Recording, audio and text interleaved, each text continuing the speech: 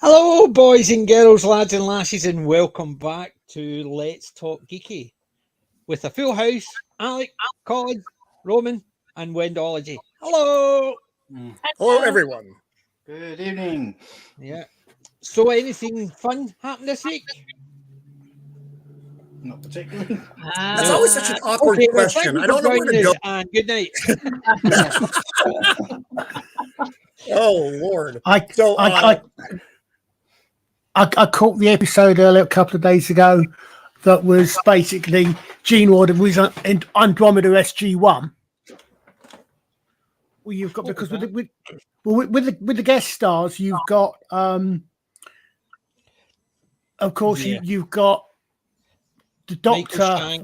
Yeah, but the guest stars for this particular episode. Obviously, you've got Lex. You cut out again, Colin. You just said you've got Lex. I'm assuming you were meaning Lex. Yeah, you got Alexa Doig, who's constant, who's the Doctor from seasons 9 and 10. But with guest stars, you'd also get in this particular episode of Andromeda. You got Martouf, you got Daniel Jackson, and you got Tilk, all in this, all guest starring in the same episode. I can't remember that episode, but I'll need to look back again. It's one where both of them have been in it before. Martouf is a J.R. Bourne plays one of the dragons, one of the Drago cats off. Yeah, but I can definitely. I'm getting an echo as well. I can hear an echo. But it's really there's one episode where you've got it's Hercules: The Legendary Journeys at Andromeda SG-1 because you've got Michael Hurst who played Kevin Sorbo's sidekick in Hercules: The Legendary Journeys. He played Leonidas. Played Iolaus. Yeah, he guest stars as the avatar of a spaceship, and he takes over from another avatar which gets killed, and the avatar that gets killed is played by Christopher Judge. So you've got both of those two in that one, and then but unfortunately the one thing it didn't have in it was Bruce Campbell. Exactly, there was no Autolycuses. But then in this particular episode, you've got you've got another ship AI which is making the backup of the one which Christopher Judge played. So again, it's played by Christopher Judge. You've also got the return of the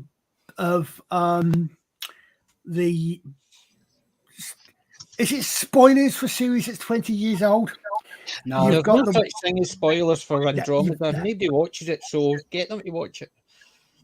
Characters back there as the AI that was both Romy's boyfriend, as an I'll horribly confuse him, but he's back, and as I say, you've got him, and you've got Christopher Judge. So that one particular episode, you've got four. You've got 3 Stargate SG-1 members, plus who else was guesting in it? No idea. I can't remember the episode. No, I enjoy the show, but I can't remember all the episodes individually. Where basically, I think they're getting an echo from you because I can see yours. Yeah, you from your icon every so often when Colin's talking. I can see your. Weird. I haven't got anything else running. I've got the YouTube tab open, but that's on mute. Yeah. I've got the same, so. Well, maybe it's a mic issue. Sorry, guys. Let me mute a minute. You carry on, and I'll see what I can do. Because it's weird because no, it doesn't seem to be anything else there now. So maybe it is something to do with on this mic. Yeah. So fingers crossed that the echo will go. Yeah. So, yeah, nearly 600, still waiting. Wait a minute, did I subscribe to myself? That's an old one. The politician that lost by one vote and he forgot to vote for himself. Did you? That was an episode of Futurama, wasn't it? Yep. They did that in Futurama as well. But that's an old trope, that one. That's not a new one. You could see some old British TV, and it was somebody standing for a vote. It was either as a Labour, as a councillor, or as a trade union rep, and they forget to vote for themselves. Carry On movies did it a couple of times as well. Melvin's just said you've got 600. Yay! Thanks, Melvin, for pointing out. Let me verify. Not that I doubt Melvin, but I must verify. And I'm just checking, done a refresh on my 600. 600. Yay! Thank you, Melvin, for pointing that out. 600. Thank you. Congratulations. Thank you, Melvin. That is awesome, buddy. Congrats. Yeah, 600. See, I I'm thought going it to take back some of the things I said about you. Because for some reason the analytics has been really hit bad. If I just actually fire that up to 90 days, right? And I'll show you what I mean. This is how it's going. So obviously the channel had started climbing there, so it'd been getting up to like over 1,000 odds per day. Wow. And that was since the beginning of November it started climbing.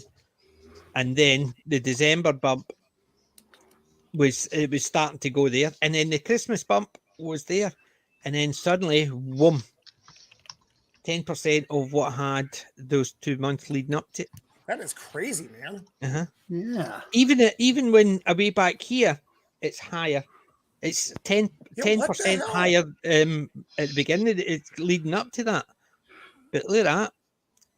Maybe all the sex bots unsubscribed. Maybe that's what it is, since I've actually been putting the options on, so you can't do it. So maybe that's what it is. Come back, all is forgiven. We missed you.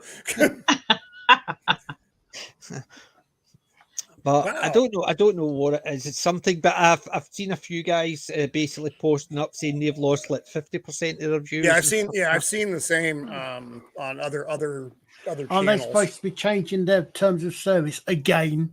Yes. Or being as they are. As opaque as they usually are. Yeah. So there's been some issues with it. So unfortunately, I think that's where the issues are. So I'm just updating, making sure no bots can bump in and get in. So I forgot to do that this week. So anyway, what else has you been up to? Anybody been reviewing anything fun? No. That, my friends, is a loaded question. Yeah, I couldn't keep a straight face with it. Neither I could. I think it seems to be the only thing fun these days is watching people review the crap that's on TV. Yeah, which is true. Yes. Yeah. I have not watched this myself, so I can't comment on it directly. Nor have I played the game, so I don't know. Last of Us. The Last of Us. Now I have most of the other reviewers out there who I look to for this kind of stuff are not giving it really good marks. I'll be kind. But the daughter of the Empire, she really likes it. And she hasn't played the game either. So what I'm wondering, and I don't know the answer to this, if people who haven't played the game probably like the show more than people who have played the game. Well, I saw Gary for Nerdotic. He liked it. So Gary, he's not a gamer. Okay. I was thinking. So I'm going to give it a shot, I guess, because we've just finished. And this is from your continent. CB Strike. I don't know if you're familiar with the series. It's a detective show. He's a one-legged detective. He was a army police MP. I've lost military terms because I've been out for 3 years now. It's all gone. It's all gone. So anyway, so he lost his leg in Afghanistan, and now he's a private detective. His father is like a big rock star guy. You never see him, but it's just like hanging in the background. His mother got murdered. It's a really interesting show. What's really interesting, though, it's also written by J.K. Rowling. She Wow. wrote it under That's that. Oh, I was going to say Yes. that'll be the what's it? The Robert Galbraith ones. I've not read any of those, but I've never read the books, and Mrs. of the Empire found out about the series, and there's only 2 seasons out now. What's up? What's it called again? CB Strike. Cormoran B Strike. He's got a peculiar name. Cormoran is also an odd name. I don't know how common it is over there. I keep messing it up, and I want to call him nearly anything else that begins with a C, but that's beside the point. So it's got him and his she was his secretary, now she's his partner, and it's a very, very enjoyable show. No, Gary likes some things, but just like the rest of us, you know what makes more, gets more views? Things that you don't like. It's part of the business. It's weird. But every now and then, I try to do my reviews. I go into a show, even with She-Hulk, with an open mind. And then the show decides for me how my reviews are going to go. Like Andor, I was able to give, aside from its pacing, very, positive reviews. But then there was She-Hulk, which was a steaming pile of feces. Here you go. So anyway, The Last of Us, how we got there, was like I said, I think I'm going to check it out because if Gary dug it, okay, and he hasn't watched it again. These are things that I am curious about. So I may actually do a review on that, and we'll see. Because I have nothing I'm reviewing right now. I'd review the CB Strike show, but I don't think it's got a broad enough appeal, and it's older. It came out in 2017, I think, is when its season 1 was, and now, like I said, there's 2 seasons of it. They're pretty short. It's like 6 episodes. You realize you've just come out as a homophobe, as a transphobe for liking something J.K. Rowling wrote. No name shall stick to the Roman. I don't do such things. It's funny you said a sailor. Roman of the Teflon Empire. I'm Sicilian. Yeah.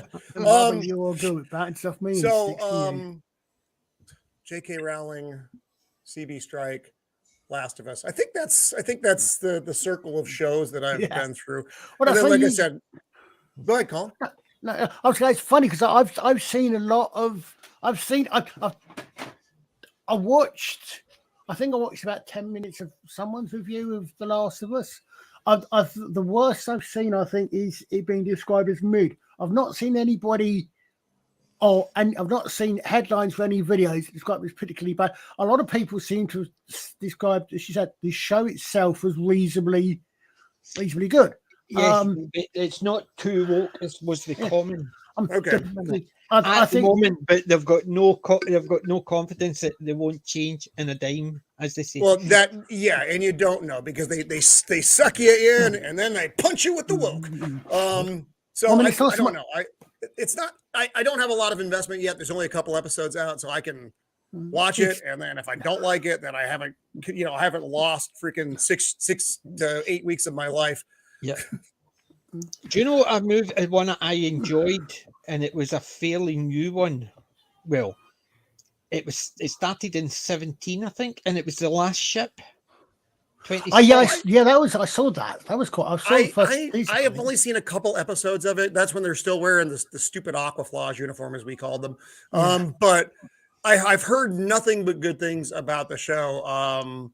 The Unbearable 73, who's on my show a lot, he really, really dug that show, and I trust his opinion on this kind of stuff. Yeah, so it was quite good. It was, you had strong females without being weak males in it.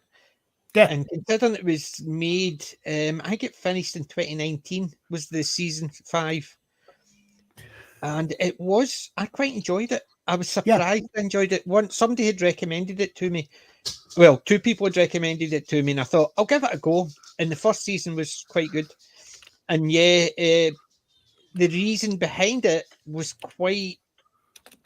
it was like common sense why the ship was the last ship, or although it was called The Last Ship, they kept bumping into other ships.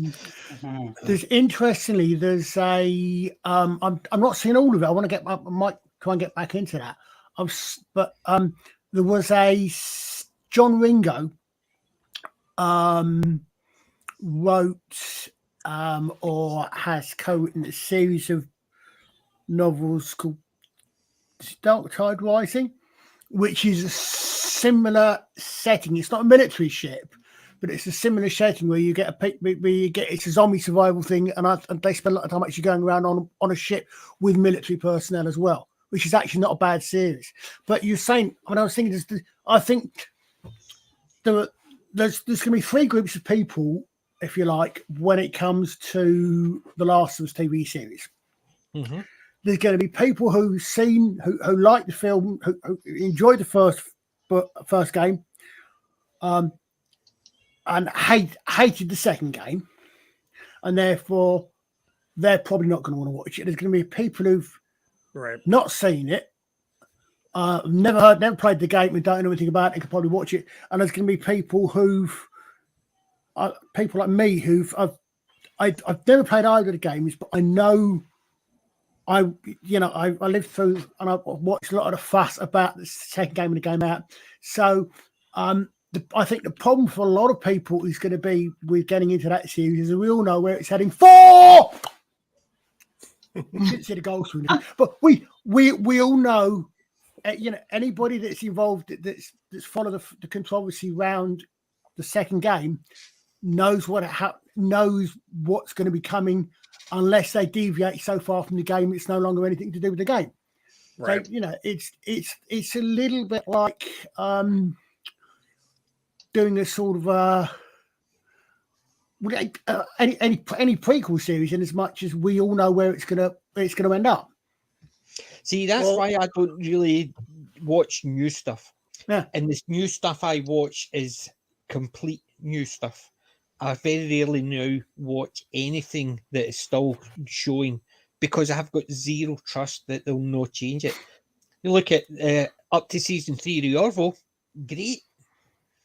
And then halfway through it, it started going really bad. Yeah. And I just went out and I just thought, it's a complete waste of 2.5 years of what of the show. Yeah, we trailed off the Orville because we were quite enjoying it, and then it was moved over to a pay service, and then we couldn't watch it for a while. But I'm sorry to hear that it got a bit changed and sort of went downhill. That's because that was such a fantastic show. It was just the attitude of when they did something.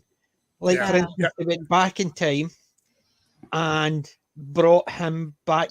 They knew he had kids. His wife was pregnant, so they went back in time and brought him back before. And they told him, and he says, "Oh, thank you." It's effectively, you just killed my kids, but thank you very much. And I just thought, nope.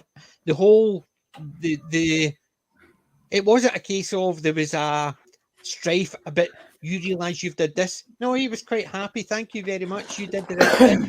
And I just thought, they've just told you that we're bringing you back. They've effectively stopped your kids from being born, and you're thanking them for it.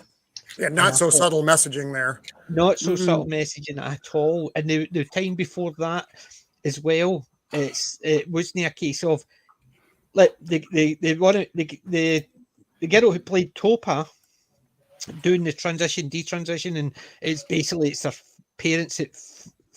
You could take it either way. Yeah, but that's the messaging behind it. They were the ones. They were very specifically turned around and says, "See what your parents want. We don't care. We're going to interfere." That was the message I took from that. That it didn't matter what the two parents argued about. They decided they think what is right, and they'll ignore your parents to actually bring it forward. So the transition, detransition, whatever type of story you see it as, which it was a detransition because Topa had been born female, been changed to male, and decided to go back to being female. One of the parents agreed, one of the parents didn't. But it was the crew who decided it doesn't matter what the parents wanted. We think they're right, so we're going to do it behind the parents' back. Where does that a message? That's hold on. Well, the annoying thing is they that was almost the reverse of, like, I think in some ways they were trying to do the Babylon 5 episode they were trying to do the Babylon 5 episode. Yeah, I just sort of died, where they had the parents with the kid, and they didn't want the Yeah, that was the one about the doctor decided, but that was the religious doctor objection. decided. It Yeah, wasn't the religious it episode. wasn't Yeah, the crew. The doctor Yeah. decided the parents' yeah, belief and system but- didn't and- work, and he decided to go, and the parents just walked away after killing the baby because Yeah. their belief system says Yeah. that if anything, no, yeah, that's what I'm saying. Is but it's the Babylon 5 one was done see well. but the thing is, it was done well because it was the doctor who, because the crew says, Yeah. listen, you cannot interfere with another culture or another planet's belief system, and he did, which in effect caused major problems. So the doctor had actually decided it.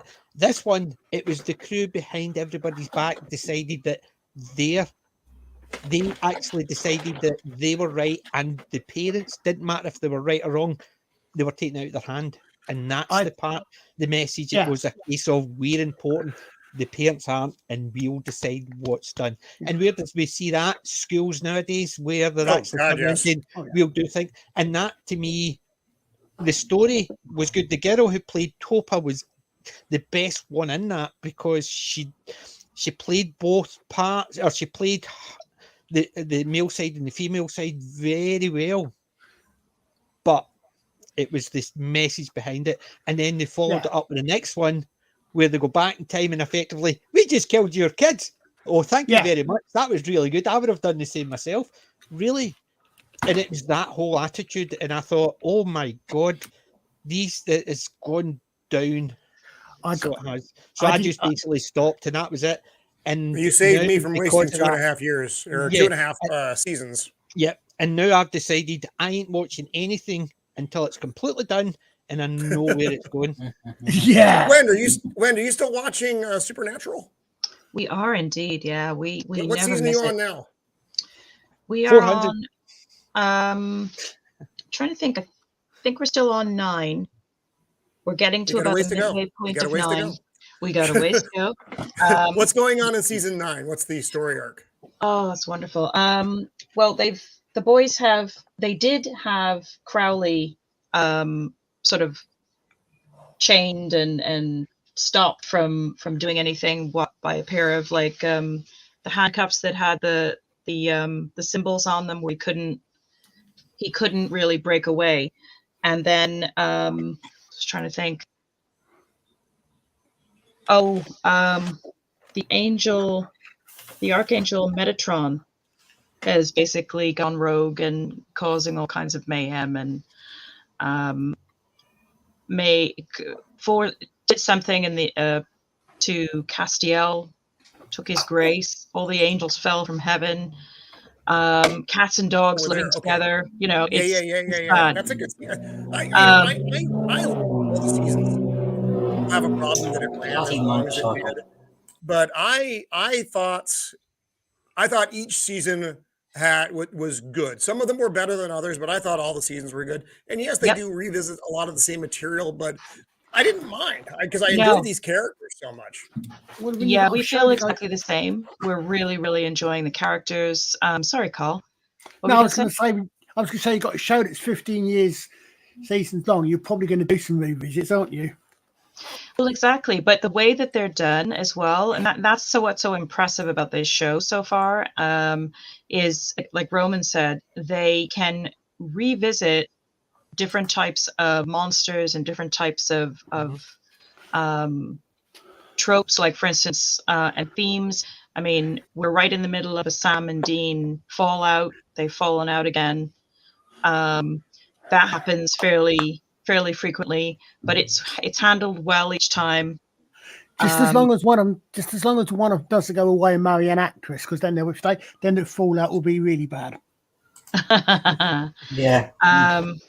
But yeah, it's a show that we really, really, even after 9 seasons, every night with our tea, basically, we sit and watch another episode. Wow. And we really still look forward to it, which kind of says it all, really. Mm-hmm.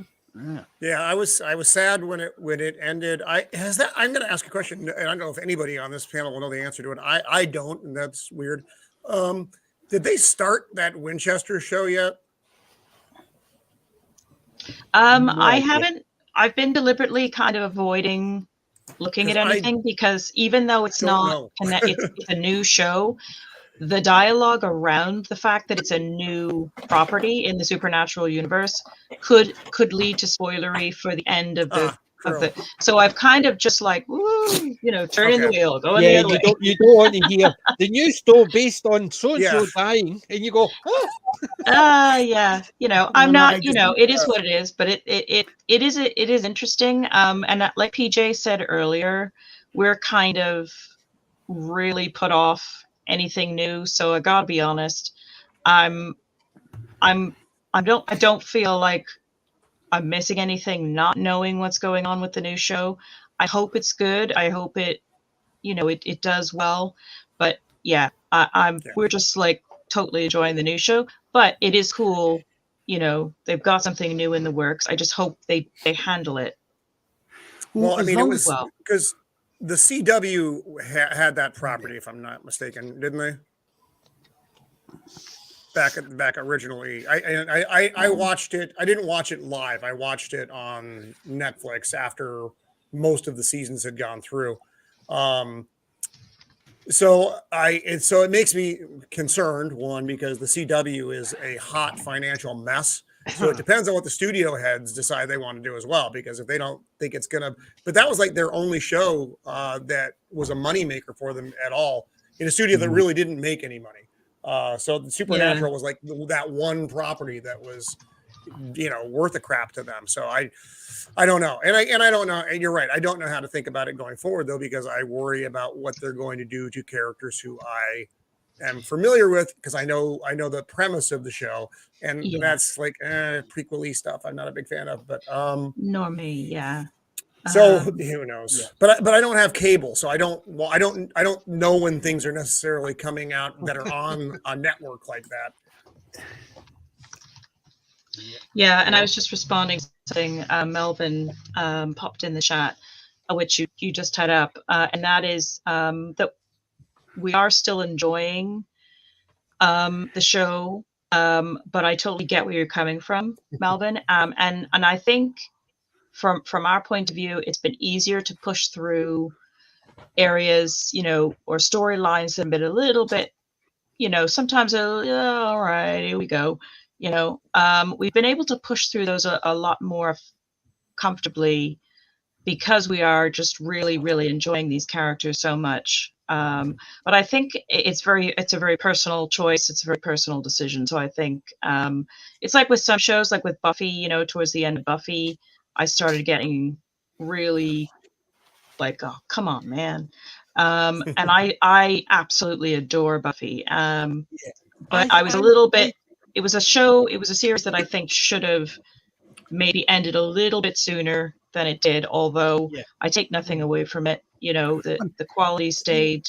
I quite agree, because I think sometimes if the characters are still good, sometimes the storylines could be just rehashes of something they did earlier on. But if the characters are still good, it's not a game changer, because you might have the same the characters doing something that they did previously, but that happens. So as long as the characters are dealt quite well, it's when they actually get same old, and it's a case of you're literally doing the exact same thing again. It's not a case of, wait a minute, did we not have an issue like this before? How did we deal with it? And they sort of mentioned it. It was almost a case of they were going through the same part again. Yeah. And sometimes they can change the story to try and do that, and it doesn't work, because you're sitting there thinking, they've just done something like that 3 seasons ago, and yet they failed to fix it, even though it was exactly the same as something they've done in the past. And it's things like that when they try and change it up to make it more. For me, exactly. And for me, like shows like The Walking Dead, again, absolutely rabid fan of that show when it started. Stuck with it. I quite agree with For that. You many shouldn't have years. fell down. When did you drop out? It was just about the time that the actress Samantha Morton had come into it with the ones that I can't think. I'm confusing it now with the comics and the but the with the ones that were wearing the skin of. Oh, the Whisperers. They were called Whisperers, okay, because I think they were called that in the comics as well. But the Nope, you're right. You're right. yeah, just laughing at what Archer put in the call. Yeah, that's I saw that. He stole my phrase, man. That's mine. He owes me royalties for that. He ruined my phrase. Come on, man. But what was I going to say now? The Whisperers dropping out of The Walking Dead. I kind of started getting a little bit worn out. And when Rick Grimes' character left, I just thought the way that was handled was really poor. And it was just like, really? He's just whisked away in a helicopter. And yeah. And that was pretty much where, and it actually coincided with the fact that the show was picked up by another streaming service, so we couldn't watch it anymore anyway. Oh. And the way that I could tell that I'd had enough was that I didn't miss it. And that said a lot. And those characters, let me tell you, are like family. It's one of those shows that, I mean, I have loads of, Walking Dead stuff. And I'll always love those characters. But yeah, I just didn't miss it because I'd had enough by then. I thought, this really needed to, finish. Yeah, there was a. Oh, go ahead, PJ. I'm sorry. No, I was just going to say I actually dropped out of The Walking Dead very early on, and it's the same as my Magic the Gathering. I created a deck called the Ash v Evil Dead deck, so it was Ash Williams, and people are saying, "Oh, there's the Walking Dead characters, you can put them in," and I says, "Nope, I don't even have any in my collection. I've gained a couple and I gave them away. I just don't like the characters." So and it's because The Walking Dead, it was the same idea. It looked really good, and then I felt as if it was starting to become very same old. Basically, it was just getting old. Yeah, it's like, okay, another nasty group of people, and another, and they keep making the same mistakes. I'm like, really? Really? Well, they had a resolution point, and this is, I'm going to throw a spoiler out there. So if you haven't watched Walking Dead, which is not new, I know how yeah. So I think it was the end of season 8, when, and again, spoiler, when Rick defeated Negan. Yeah. And he gave that really good speech about why he didn't kill him and moving forward. Right. I think that would have been such a good end point. Because you're not going to get resolution for everything. We know that. But you see him victorious, and you see him with the idea of life moving forward. I think that would have been a really nice ending. And then, of course, they just kept the corpse going. And I didn't watch it after that season. After that season, I was done. So but I've seen all the stuff coming, and so I know what's going on the show. But it's like, man, you can't let it go. And I don't know if that's AMC still their big money maker. I don't even know what's on AMC anymore, honestly. Yeah, me neither. The one thing we did quite get into for a while was Fear the Walking Dead. That was very good for a while. And there was I never liked that one. There was I watched one episode I got into it, and I just thought, we enjoyed it. And that I think for a it's while, because it was the West Coast people, and they had no skills, and I hated really everyone on the show. It's so which with the regular Walking Dead, I mean, I liked 90% of those characters, for Lenny, even the bad guys. Yeah, except for Lenny. I can't think of his surname. The one that played Morgan. He was in Fear the Walking Dead because he crossed over. I didn't make it that far. Like I said, I dropped superb. out after season 1. He's superb in everything he does, but his character was great, and I thought he handled that crossover really well. to the other show. He was a real anchor point in the show, in my opinion. And there was a fantastic episode, I'm pretty sure it was in Fear the Walking Dead, with Morgan's character's backstory of how he learns to use that fighting stick that he always has with him. And it was a I very did see that episode. I saw that episode. I remember that episode. Very poignant episode. And it really was totally different to the rest of the episodes. It was like a really good standalone story. And we did enjoy that. Miranda's question is referencing, I think they have, did you see the all women one? I'm sorry, Miranda. I don't know which part of the conversation we're in for that one. I mean, I'm either in The Walking Dead or I'm in Supernatural. I thought it was to do with Supernatural because it's Dean not in Supernatural. What one? I don't remember. I remember a lot about the show, but I remember there's 15 seasons and I haven't watched it in a little bit. So much like my regular life, there are parts that I just don't recall anymore. I never got into The Walking Dead, but I know what you mean about dropping out, Wendy. I was like with The Expanse. I watched the first episode of season 6 of The Expanse, and then about 6 weeks later, I realised I hadn't watched any more episodes, and I've forgotten about them. Season 4. I started watching season 4. Yeah. I got about 3 or 4 episodes in, and I thought, nah, off. Such a disappointment because that series started off so good, and then it just right to the bottom, man. It's rare that you get a series that is consistently, and again you have your offs, but that is consistently good for its entire run. Mm-hmm. Like Fringe for me, I thought was a brilliant series. It was only 5 seasons. I dropped to a Fringe. Was it the last season? See, with it was the bit where the Observers. Yes, I think it was the Observers. But basically, the jail started solidifying over the buildings where the portals were and stuff like that. I thought.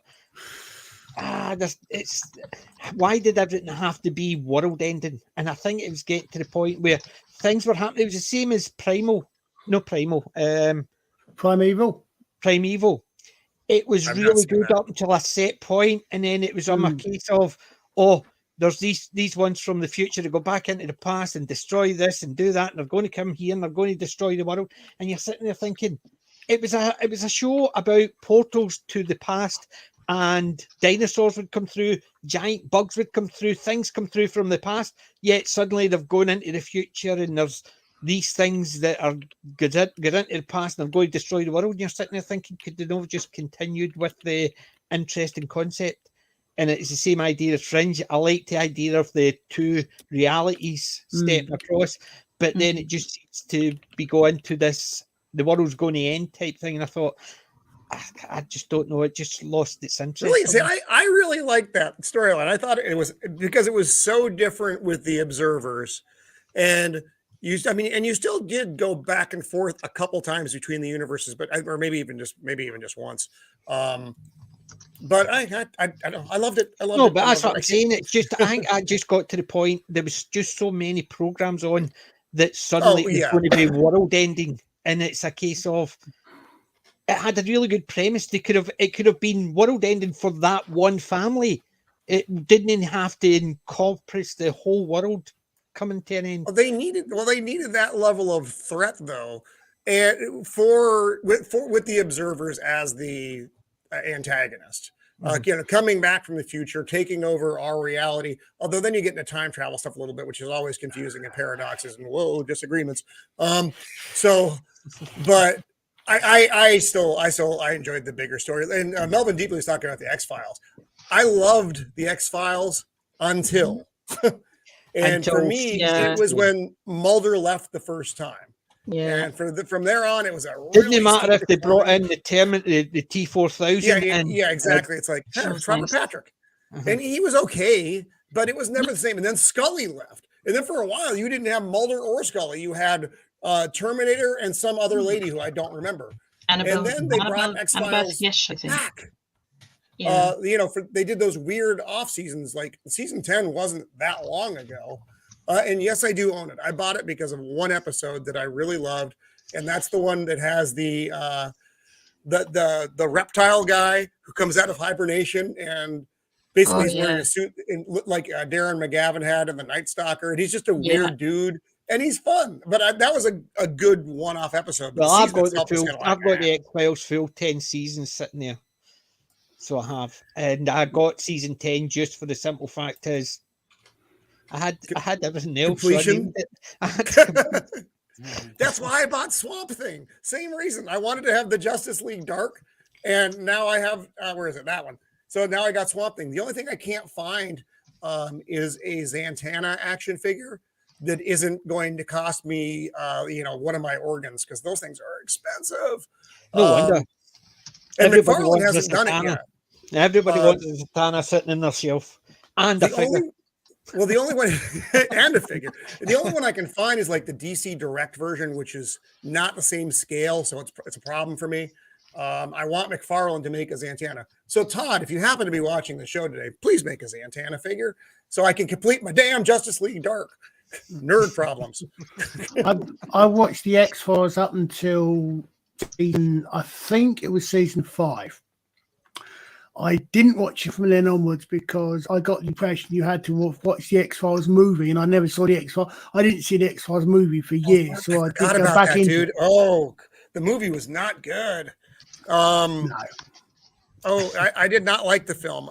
I used to have the action figures though, and they're gone now. I know as a man who, this was before my serious collecting phase though. I think I gave them to my son. Big mistake. So yeah. I don't know where they are. They're just off in the ether now. But that movie was not cool. Did they do another movie? I think now the two. I think they did. I've only ever seen Fight the Future. Yeah. And then I think there was another movie which I don't think I watched either. Yeah. As I said, I mean, I don't. What was the movie? Was the movie the one about them finding the spacecraft? The first or the second movie? That was the first one. All right, so that's the only one I've seen. Because I got the impression that you needed to, that effectively you had to watch the film to make sense. You know, the film was effectively missing episode. And you had to watch it. I hate it when they do that stuff, dude. I never not only watched the film, I just didn't bother, but I didn't pick the film.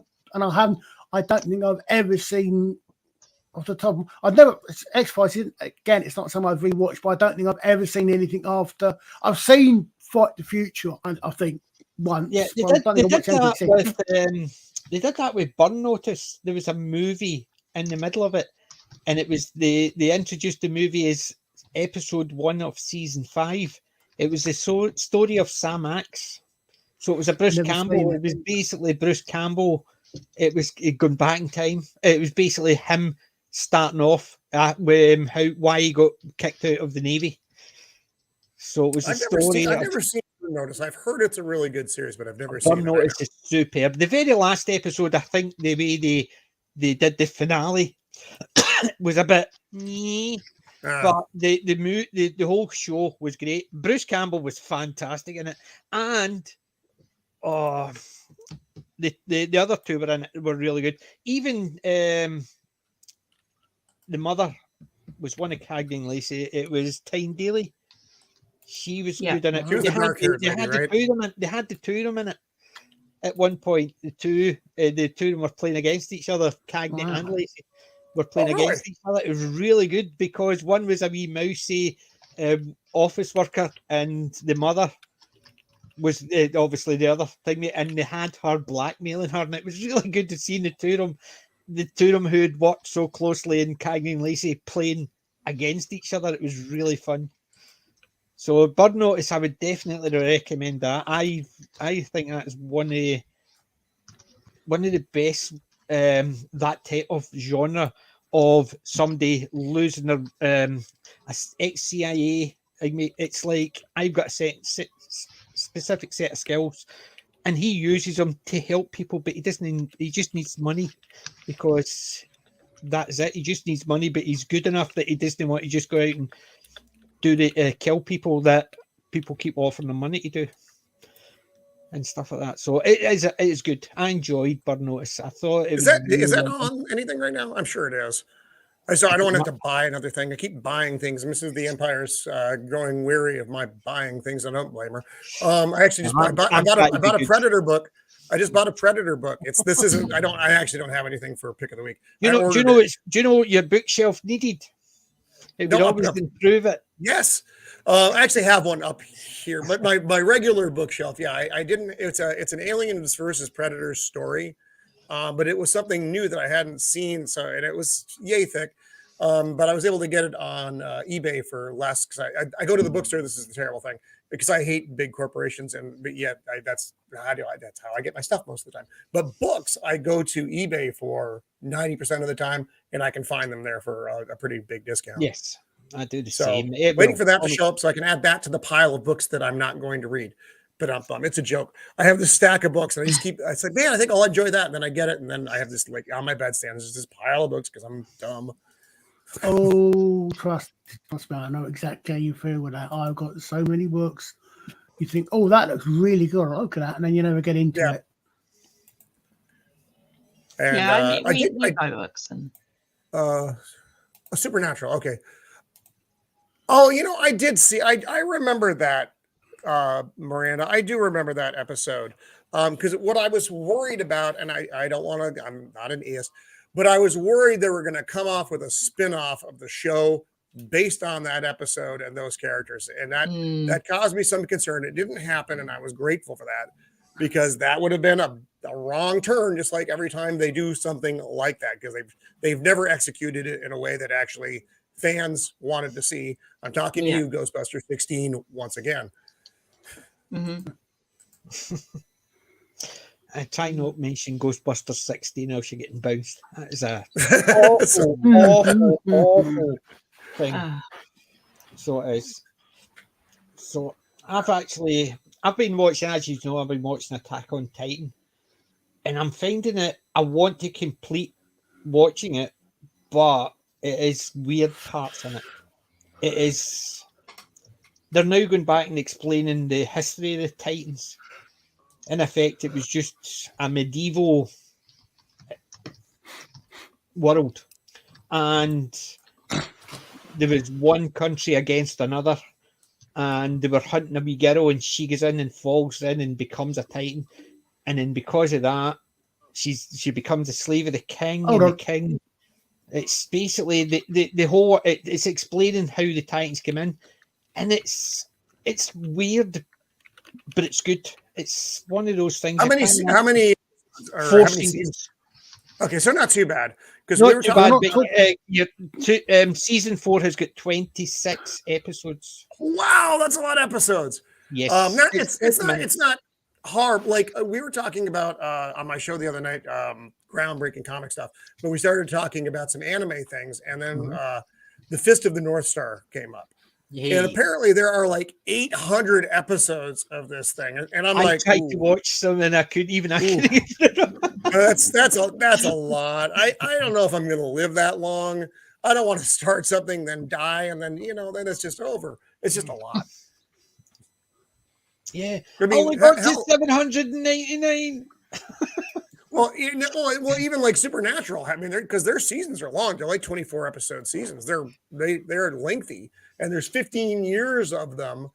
So I mean, that is a what Wen's doing. That's an event. That's a life event because you're spending a lot of time with these characters. But 800, man, 800 is just. I can't even get my head around that as far as like episodic television stuff. It's like, that's too much. I think you'll find. Blue Bonnet would probably laugh in your face.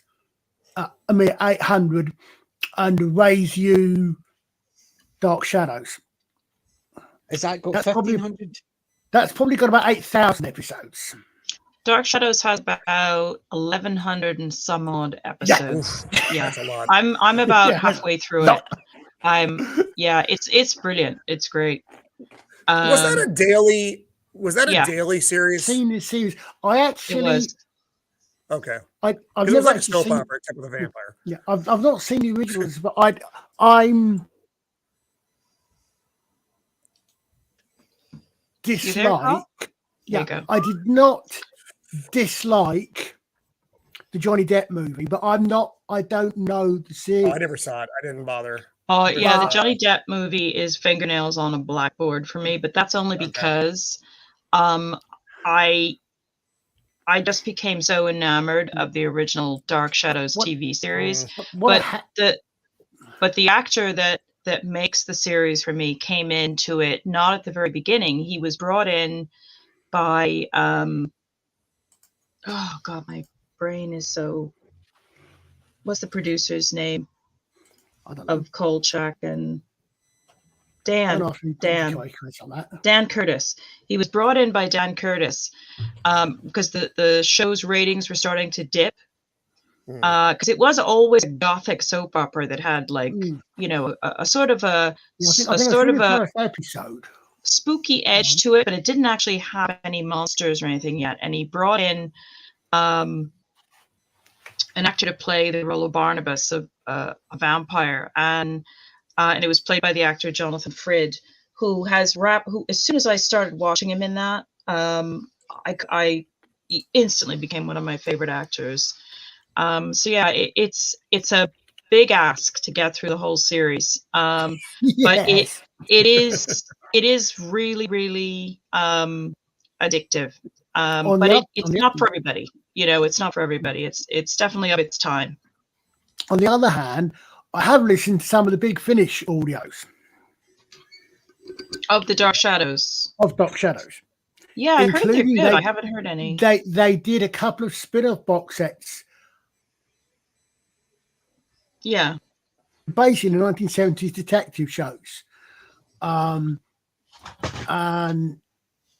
I've forgotten what that is. It's something mysteries they're called, but they were basically a couple of Dark Shadows characters. Yeah, I heard that they did some Big Finish. They also did some other ones. I think, as with everything else with Big Finish, they had almost everything else where possible. They actually had the original cast doing them.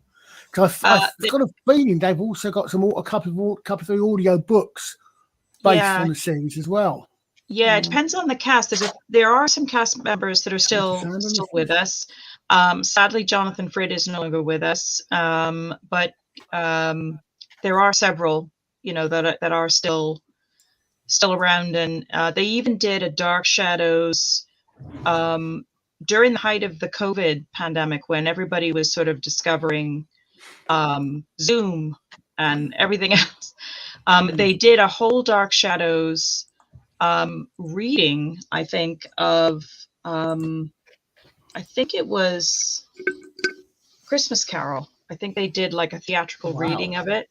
I think it was that one, but I can remember watching it a few years ago, and it was brilliant.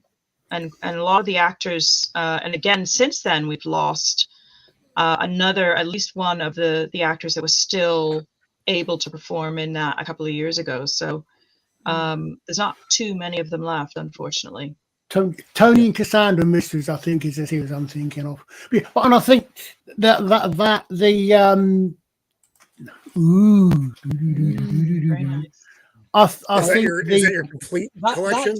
That's the X-Files. Wow. Seasons 1 to 4, 5 to 8, and the movie. That's Wow. And 9, which includes the other movie, I Want to Believe. Season 10. Is that what the other movie was called? Yeah, X-Files. I got nothing in my noggin for that. Yeah. I don't remember that existing.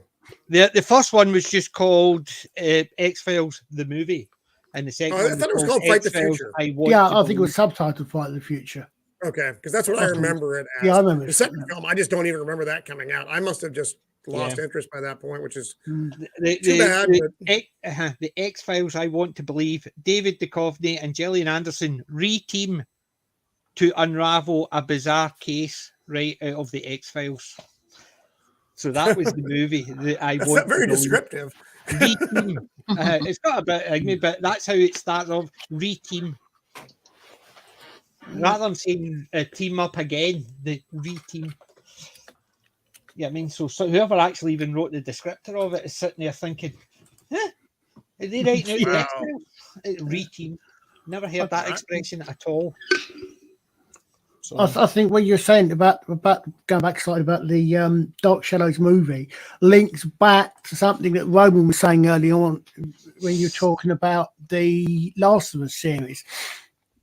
Yeah. I think it's a lot of these things. It depends Yeah. if you're familiar with the original IP. I mean, Yeah. I remember God help me, I must have been nearly as insane as I actually managed to make my way through three episodes of The Watch. Yes, that one. Oh my God, I didn't even watch it because I saw the trailer and I said, Yeah. No. Terry Pratchett's The Yeah, Watch. no, we're Oh my big God. Pratchett fans in this house, so that's why I say. that was a no. Look, similar to Rings of Power, that's all I'm going to call it. I'm not going to pretend to link it to the original. But my point was, I actually couldn't watch. I mean, Sarah, Purple Valkyrie was going to watch, and I think we might have ended up, if we'd actually managed to watch it, actually reviewing it. But because I think she did do a review of it in the end, where she actually managed to watch all of them. But I said it occurred to me at the time, something that occurred to me then, and has also occurred to me at the situation I actually was in with PJ against PJ and Jim with Circle of Time is Rubbish. That how you take on something depends. I mean, I was talking to someone, I genuinely can't remember who it was, but commented that they'd actually quite enjoyed The Watch, but they never read Terry Pratchett. So I'm thinking, Correct. Yeah. Again, is it like, is it so again for something like Dark Shadows, the movie? It's obviously going to be a different experience if you've never seen the film. Sorry, if you've never seen but the I series. think it took it. Yeah, and I will also say I've not watched the movie. I do love Johnny Depp as an actor. I mean, I love his stuff. I'm not a big fan of everything he's done. Didn't care for the Willy Wonka thing. Didn't watch it. you I just saw the read my stills from it, mind. and I'm just like, that. no, don't go there, man. Charlie and the Chocolate Factory was the best. Yeah, the original one. exactly. And it was similar. It was like no. Yeah. I mean, and like I said, I mean, I'm sure there's people that really enjoy the Dark Shadows movie, and that's cool. But I think it's it's like whatever you start out with is what tends to be your baseline, and then if somebody comes up with something different, it does. Sometimes it works. Very rarely, but it works sometimes. But in my experience, most of the time, it's like, Battlestar Galactica is a good example. That's a good example. For me, I liked the updated series better than the original, but I like the original. But PJ, kick him off now. What? Ban him. Oh, look at his. Ban him now. I now have the power as well. I'm a born again. It was definitely no for me because it was too dark. Too dark. Yeah, I know. I'm a sort of born again BSG second series lover, because I totally wanted nothing to do with that when it came out, and I deliberately just never watched it because I was a really rabid fan of the original. I have great love of the original characters, and I just thought, I'm no way am I going near this. And then years and years and years later, we decided to give it a watch, and I was really pleasantly surprised at how good it was. And I didn't find myself feeling like it was dishonoring what came before, and that was the important part. I was able to watch it as a standalone series, and then because let's face it, Lorne Greene as Commander Adama, and the chap that played Adama in the new series, I can see his face. Eddie Olmos. Yes. Both absolutely iconic actors in their own right. And I didn't think I could ever see anybody else on screen daring to use the character name Adama. I was just like, no. But I kind of soon forgot that I was watching a remake and just started enjoying the series as it was, and we actually did enjoy it. I liked it. right up like- till the very end, and I never liked. I still don't like. I don't like the last episode. The last episode for me was I remember. hokey. The last and episode. The last Nope. episode for that was exactly the same as the last episode of Enterprise. Shouldn't have been written. Mhm. oh god, the last episode Yeah. of Enterprise is bad. I remember that. That was a terrible. That's the one Yeah. with Will Riker's thing. I didn't. But something you would never ever find these days was it Brandon Brock was the voice for that. Later admitted that last episode was a mistake and that they shouldn't have done it that way. They meant it to be. They meant they wrote it in all good faith and they meant it to be a homage and a link to the Next Generation. But they didn't realize. They didn't realize that after they saw what the feedback was, they done it wrong. They shouldn't have done it. Mm-hmm. Especially when they were actually leading up to the speech that brought everybody together, and then they didn't get it. Yeah, exactly. But see, with Battlestar Galactica, I was the opposite. I basically, when they redo stuff, I always like to give it a chance because sometimes they can redo something, even if it's a remake or they're just linking it back to that or whatever, that it can work because as long as they usually it's in a similar genre type of thing. Whereas I started watching it, the characters I didn't have an issue with. I just thought it was very nihilistic, and I thought, nah. The thing about the first one was it was quite hopeful. There was a disaster, and all these refugees in Battlestar Galactica are basically the last hope, looking for a place, and there was a hope because you had the Battlestar Galactica there to protect them. Whereas this one, I thought it was a case of we're all going to die. Who gives a toss? What's the point? Yeah. We're all going to die. No. I don't even know how you got that. Right, I mean, the tone was darker, but everybody's going to die. Who cares? the mission was basically the same thing. They did deal with more kind of real life versions of things. Which, Don't want real whatever. life in fantasy. That's what you call grounded.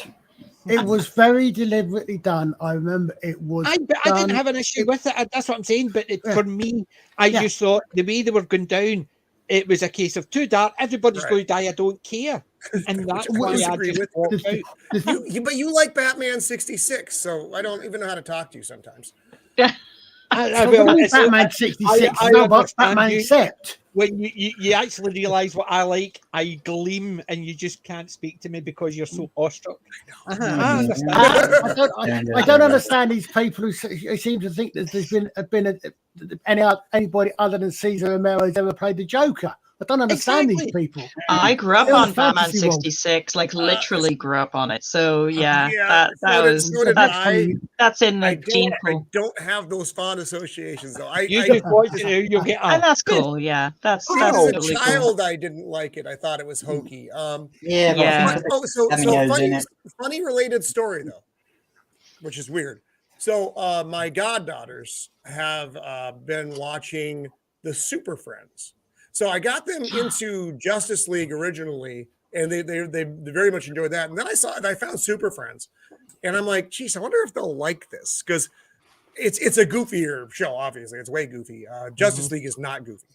I think most people, adults included, really like Justice League. Whereas Super Friends really is geared, towards the kids, and they loved it. And now, so one of their birthdays is coming up, and she wanted the Batman and Robin from the Super Friends. So as a man who finds things, I found her the Mego Batman and Robin from the Super Friends. So I was pretty proud of myself. They're bringing a whole new generation into action figure collecting. Yeah, I was looking at the Batman and Robin from '66. So I was. But McFarlane made those figures too. You saw those, yeah, and they're good looking figures, but I don't like the show. But it's just a case of I suppose it's when it comes to fantasy, sci-fi, comic book stuff, I like ones that are quite light reading. There is other stuff like Judge Dredd is under no circumstances a light read because it is set in a dystopian future. So if I'm watching things like Tank Girl, Judge Dredd or Mad Max, they are set in a dystopian future, so I'm okay with that. But if I'm reading comic books, superhero ones, I don't want somebody that's dark and broody and stuff like that. I want something that's light. So that's why I like the light Superman and the Flash, whereas the newer stuff, and I've never been a big fan of the comic book Batman because I thought it was too dark and broody. Yeah, I like the TV silly zany Batman. Because it's happy. Fun and it's the same thing I tell Mrs. of the Empire. As long as you're happy. Did you like Watchmen though, PJ? Nope, hated it. Absolutely, okay. Biggest one in my. I know. Not the series, mind you, but the. The series was worse. I did. I don't. Yeah, the series I don't include in anything. Believe it or not, I've got the book because I was given it as a gift. And I love that. That's like one of my top 3 comics. I've never opened it. I've never opened it because I didn't like the movie. Well, you wouldn't like the book because the movie is almost identical to the book. I mean, it's he did a great job, but right up to the end, which he had to change, and I understand why. Yeah. So the book's sitting there and it's never been opened. Wow. It's because it was a gift. It's basically still there. Oh. I don't give gifts away, so they're basically still sitting there.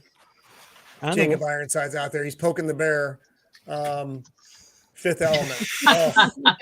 Fifth Element. Oh my God, I hate the Fifth Element so I like much. the Fifth Element. I think it's because it's just I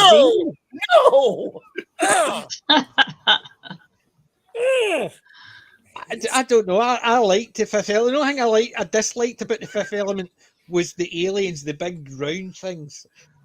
There was literally no aspect of that film that I enjoyed. Not one. Even Gary Oldman, who I love, I hated him. I'm having to V-chip myself because I don't want to. I'll go on a profanity. You know who my favorite was in the Fifth Element was Lee Evans. Lee Evans is a comedian over here, and he played the wee guy. Remember the bit where my eye is twitching now. Good Lord. the Lee Evans is a comedian. He's a stand-up comedian over these, but he's also an actor. But he was in the Fifth Element. He was the wee guy. Remember where Bruce Willis come up and says, "Do you want me to handle it?" When the guys were off, and he steps in. He's the wee naval guy. He was my favourite in it, and he was only in it for about 5 minutes. But I liked that. I enjoyed it because it's zany. I like the crazy zany. I don't like stuff. zany. I'm not good with zany. Zany is not my bag, baby. But a lot of people really enjoy the Fifth Element, just like a lot of people liked E.T. I didn't like that little gray fella either. Didn't see the point in it, but I didn't hate it. I didn't see the point in it. E.T. Mm-hmm. Yeah, and I like Close Encounters a lot better than I like E.T. But it is as a child, it mesmerized me. As an adult, I actually find it a bit harder to watch, primarily because of pacing issues. The story itself is great. Richard Dreyfuss's character is fantastic. I hate that kid Barry, though. I wish the aliens had taken him. That's I tried to learn how to do the do. I tried to learn how to do that. So basically, but I enjoyed it.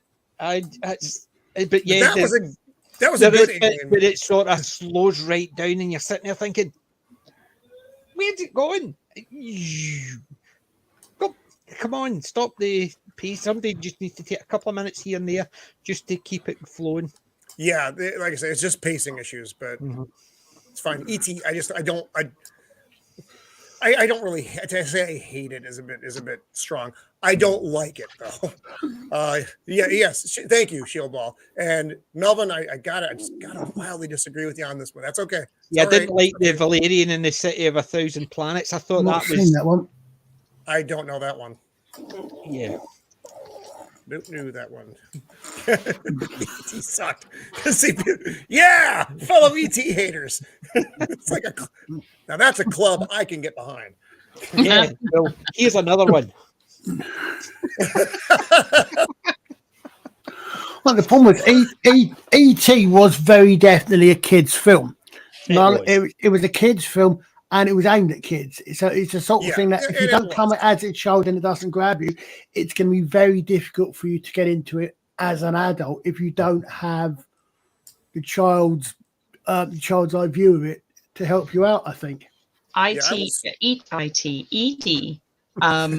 Just totally made me cry, and it upset me so much as a kid when I saw it, because I was so worried about him and I wanted him to get home okay, and I was really upset. I cried and cried. I was just I did not enjoy it. I was just like, no, this is stressful. Wow. You know, the thing was a much better movie that came out the same year. So yes. Well, that was 1982. That was the year. That was the magic year for movies. I'm okay with The Thing.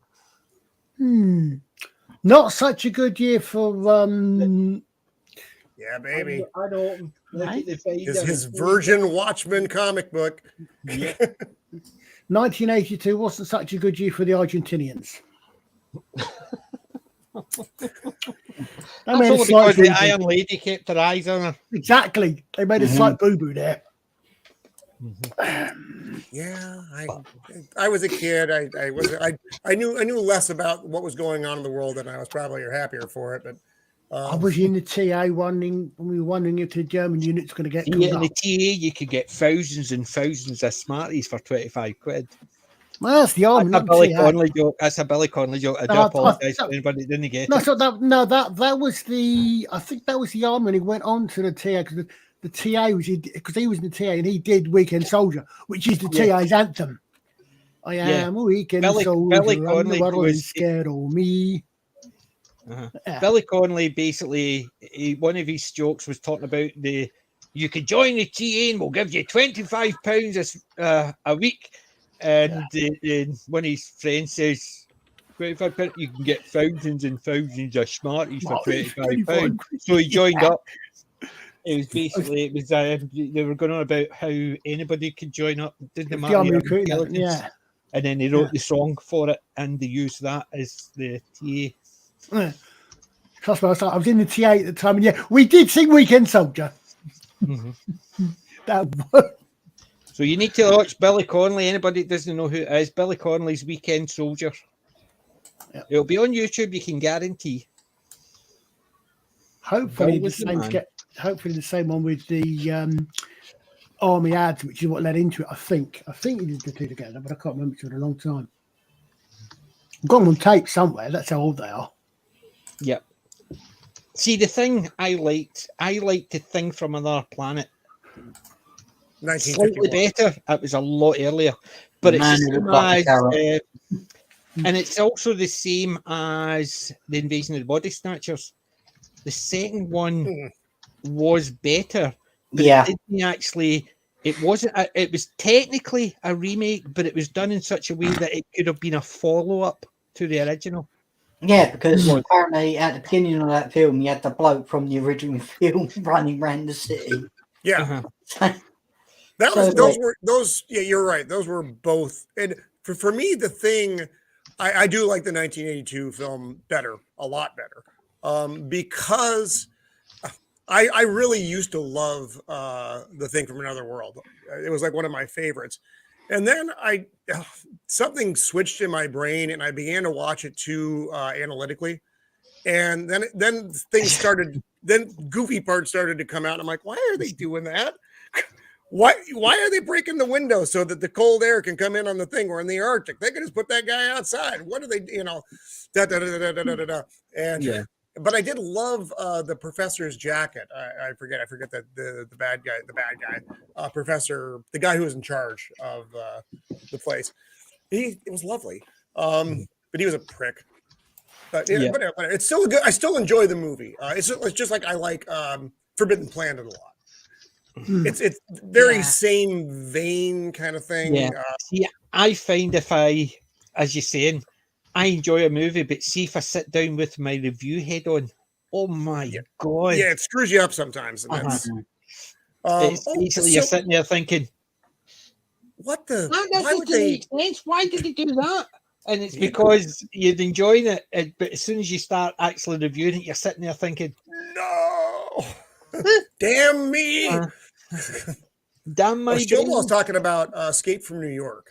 And Yes. Yep. so I love Escape from New York. Now I hated Escape from LA. I thought that was terrible, even with Bruce Campbell in it. But they're gonna do a remake. They're doing a remake of Escape from New York. Oh, Yeah, God. man. That's a figure I need to get. I need to get the Snake Plissken. He's I want to more get the expensive. eye patch. Yeah. Snake Yeah, Plissken, Snake I'd Plissken get. figure would be cool. Yeah, to go with my where is it? My McCready figure. Yeah, yeah. Funky I'm Silver basically I'm that McCready figure is a thing of beauty. It's a thing, and he's got the hat on, man. Yeah, I use the head with the hat because they have different heads for them. So you've got just the regular McCready, no glasses, no hat. Gotta have I like that. the hat though. The hat Yeah. has personality, man. That See, hat, Alec yeah, that always hat did. needs some movie credit. And What's starring that, is PJ? McCready's hat. McCready's No, hat. I'm agreeing with you. That one with the hat. Yeah. Yeah. I used to have one of those hats. Really? Shield Wall, I don't know. I mean, I don't think PJ has any opinion whatsoever on the film. Then the rest of the panel can I sit? The rest of the panel can I sit back for the next hour? Yeah. That's my phone cover. Who says it's my favourite? I didn't mention. I've never mentioned that movie ever in my life. But I'm gonna put some my more. t-shirt. Well, Oh no, it's the Superman t-shirt on today, not my them t-shirt. Oh, John Carter. Oh boy. speaking about Escape from New It sells for fairly cheap, really. Yeah. Is that the NECA version, Melvin Deeply? He asked, curious. Not going to look right now to see if I can find one. Yeah, I was going to bring up something about Escape from New York. We'll go for Apparently- toilet, for sake. Apparently, they did do a comic crossover with this. Oh, Big Trouble from Little wow. Devil. That's awesome. Yeah, fun comic. Okay. Oh, NECA 8-inch. Ooh, that's big. That's too big. There had to be a better way to say that. It's the new Escape from New York film about all these about one where all of a sudden they run out of trucks because everybody's rented all the trucks so they can all leave for California. They can all leave for Texas. that'd be like Escape from LA right now. Yeah, it's not a fiction. It's now a documentary. Yeah, that's no lie, man. I'm not going to start. I'm not going to start my California rant. No one has that kind of time. No one has that kind of time. Only if you've got no life. I've got that time. Anyway, Jacob. so I'm joking and kidding. I wish we'd get invaded by giant ants. Yes. I They don't have one on. They don't have one on Amazon. No, I'm looking. I lied. I said I wasn't going to look, but I'm looking. I got to see if they have it because I do want to get one that matches as far as scale and type figure goes. I know but it's one of those things. Yeah, we know you always check your size first. Whoa, no, he's right. And again, there had to be a better way to say that. NECA. Wow, I'm not paying $133 though. Ouch. Wow, if that's cheap. Yeah, that's a bit. And this isn't an 8-inch figure. That's a 7-inch scale. These are different figures. I don't think they make one like that, which is too bad.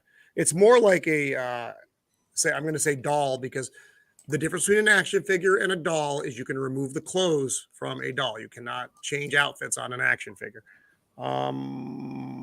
Sideshow Collectibles, $250. Ouch.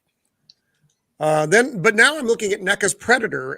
The Ultimate Predator 2 has popped up. So I guess they don't have the one that I want in the size. It is when you're putting your figures together, making sure scale is the same is an important thing. Otherwise, Roman, what would you class original Mego figures as? Would you class them as action figures or dolls? Those are dolls. They're dolls.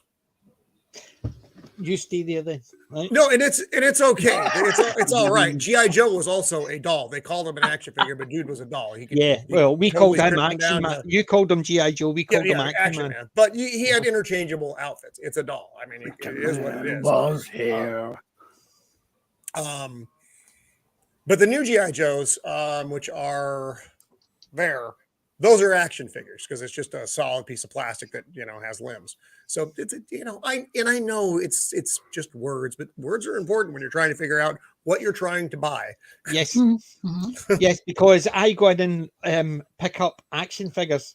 Oh, McFarlane. I don't go in to McFarlane? pick up dolls. No, he says No, you're a married McFarlane man. makes a big mistake. Yeah, Now I gotta look I play with action figures. I don't play with dolls. it's all terminology, man. McFarland. Oh, McFarlane does make one. Oh, is he stuck like that though? He is.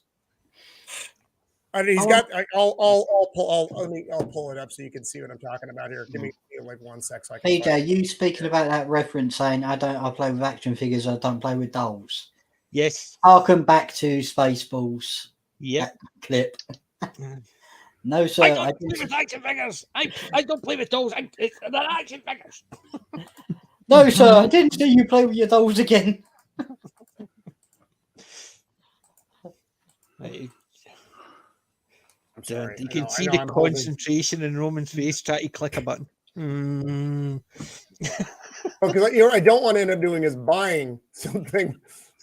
Yes. And then she's like, "Well, that's funny. You spent $250 this morning. Why would you do that?" I don't know, honey. So it is kind of a cool figure, but I do have a problem with it. And you know what? This is just like PJ. This is just like the ones that we have or that I have of Ash. So as far as the style of the figure goes, let me copy this 9,000 thing long link and I'll pop it into the chat so you can see what I'm talking about here. And everybody's like, "What is wrong with Roman?" And anybody who's been with the panel for a while knows exactly what's wrong with Roman. Yeah, a lot. You're talking about it's something like, where is he? Where did I put him? Like, say hello to my little friend, and it's basically a set figure. He's not. Yeah, I mean there is some movement that you can do, but it's like on the Ash figure, but it's just extremely limited. So I put it in the chat now, so you can pull them up. It's a cool looking figure, but the problem is it doesn't match the current one. That sort of thing is exactly the same. Yeah, I see exactly what you're saying. Hold on. Share it. I would say you could class that as exactly the same sort of thing as you could class like the does when you get them to do dragons and things like that, and mythical animals and that, where you actually get them, they're just sculptures. Yeah, so it's kind of cool, but I want something more like. I think you can only by the looks of it, his head can move and his arm is the only. Yeah, because like the Ash figure I have, I don't know if I can dig him out now. I can't dig him out. I'm going to knock over like 10 things to get there.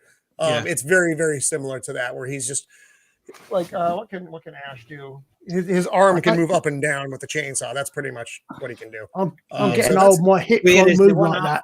The one I've got from is fully articulate. The one I've got is fully articulate. See, I don't have that one. I do like the look of, because it's. Oh, yeah, all right. Hang on. Let me pull them out. Give me 1 sec here.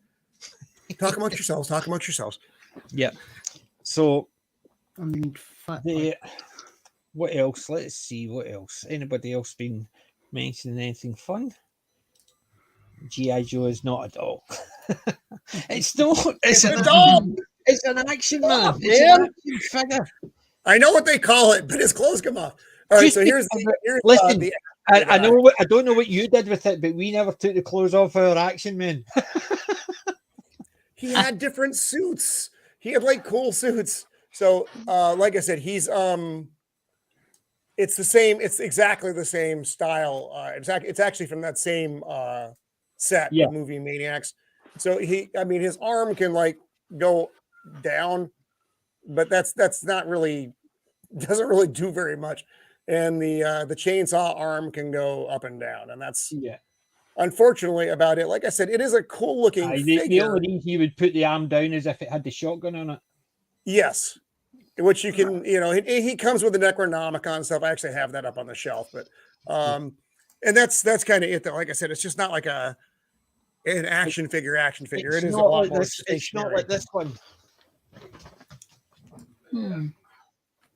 Right, I'm just. It's not like that one. Fully articulate. Yeah. Oh That's no, cool. blow that up, PJ. I'd like. Let me see that. Who made that one? Is that NECA? I think it is. Yes. He's Okay, got so multiple heads. his arms. Yeah, that he's a lot more. Fully They've swapped, articulate. they've Yeah. swapped the Yeah, weapons that's what I'm over, talking though. about. And you can also change his hand, so you could actually take that off and put the metal glove hand on. Oh, okay, You've awesome. got a couple of heads you can swap out. Yeah, Wow. that's a proper action figure. Yeah. Yeah, I like that. Yeah, so it is a Nice. really good one. So it's it came with the Necrocomicon, not Comic Con, you diddy. Nomicon. Now that's a concept. I want to go to this Necrocomicon. Necrocomicon. I like going to Yeah, horror version. Necrocomicon, but I find it too dark. Ah, The Necrocomicon could only be held in R'lyeh. Let's be fair. yes. The great god Cthulhu. She nothing. That reminds me, I've still got last night's Oxventure to watch. What's that? It's the role-playing thing they do each week. One of the characters is a demon. Oh, no, he's a tiefling, but she worships the great god Daddy Cthulhu. Cool. Yeah.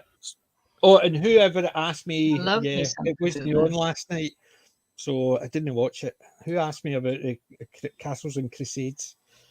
Somebody messaged me. I don't know who it was. Somebody, and it sent me into That's the one chewable yet from outside Xbox. Yeah. Somebody sent me into a panic this morning. Because I had a lazy night last night, so because the father wasn't on, basically I had a quiet night, went to my kip early, had a long lie this morning. I woke up and there's a message saying, "How was Castles and Crusades last night?"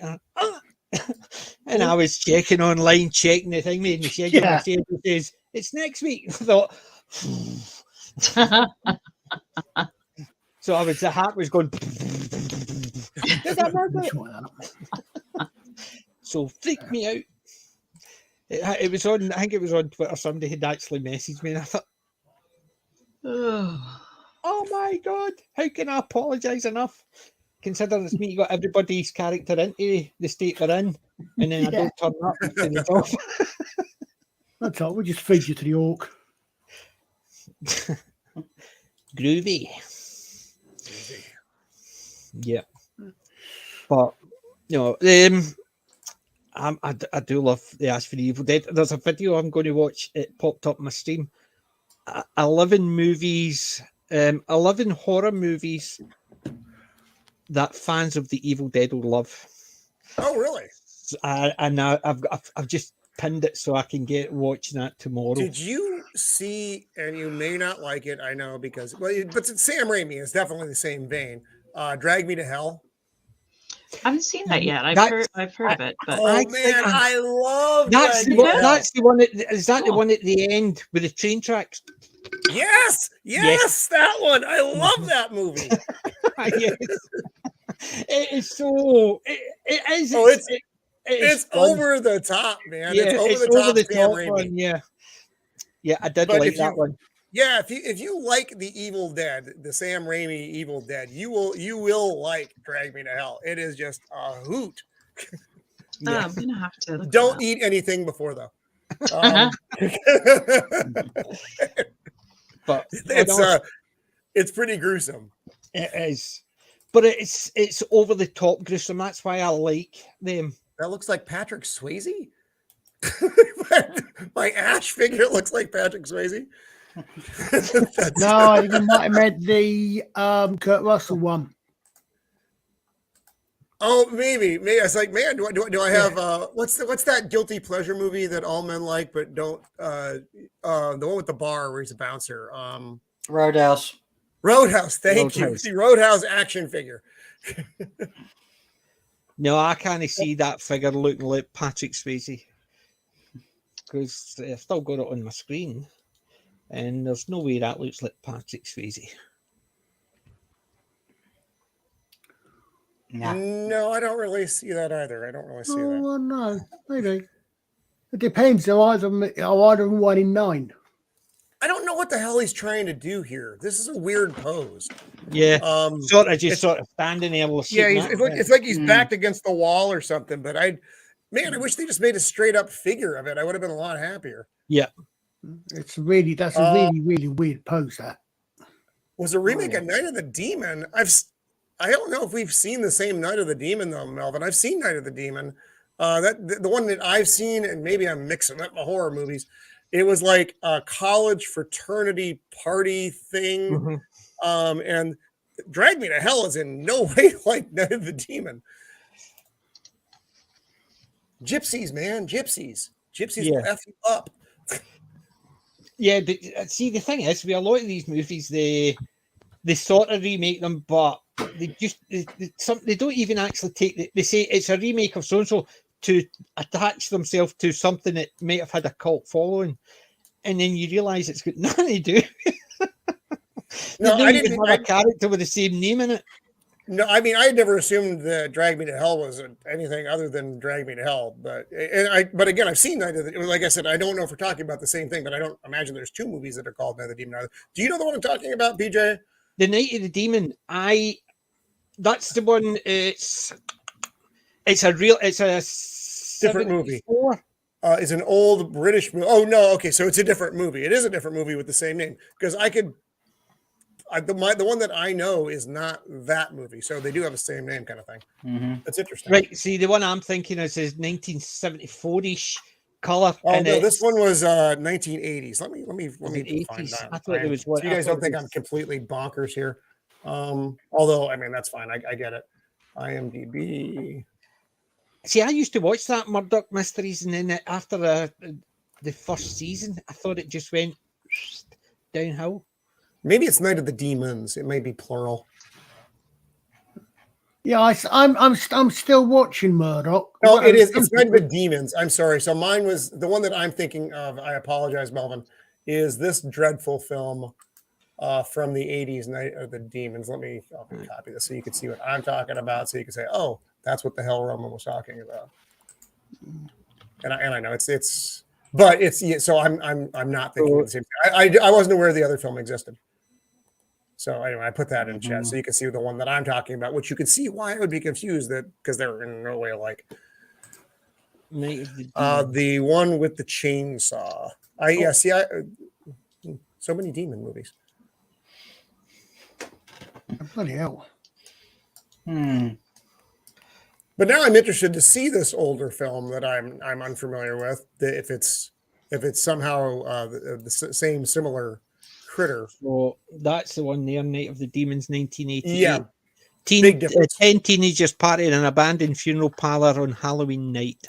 When an evil force awakens, demonic spirits take them from leaving and turn their gathering into a living hell. And I mean, and it's kind of your standard 80s type film, horror film. You can see it by the. Yeah, I mean the snake. I mean, yeah, I mean it's fun. It's not particularly good. If you're looking for a B80s horror film late at night, that one's not a bad one to watch.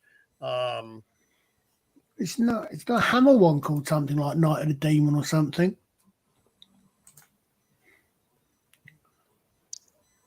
There is Dana Andrews is the lead in the classic horror Night of the Demon. Oh, that's interesting. I got one that's called Curse of the Demon. I put Night of the Demon, it come up as Curse of the Demon. Maybe it's an alternate name. It might That's have an alternate name. Yeah. Well, I see. Okay, yeah, Melvin has it. There was a 1980s Night of the Demon. There was a 1988 Night of the Demons. There was a 2009 Night of the Demons. Then a 1994 Night of the Demons 2. 97 Night of the Demons 3. So basically, yeah. I didn't know there were sequels. I would not say that was a sequel-worthy film. So that one there, 1980 banned. Oh, no, it says in IMDb, Night of the Demon, 1980. It says it's a banned movie. How many nights do the demons have to come out in? Well, Apparently a loads lot. of them. Yeah.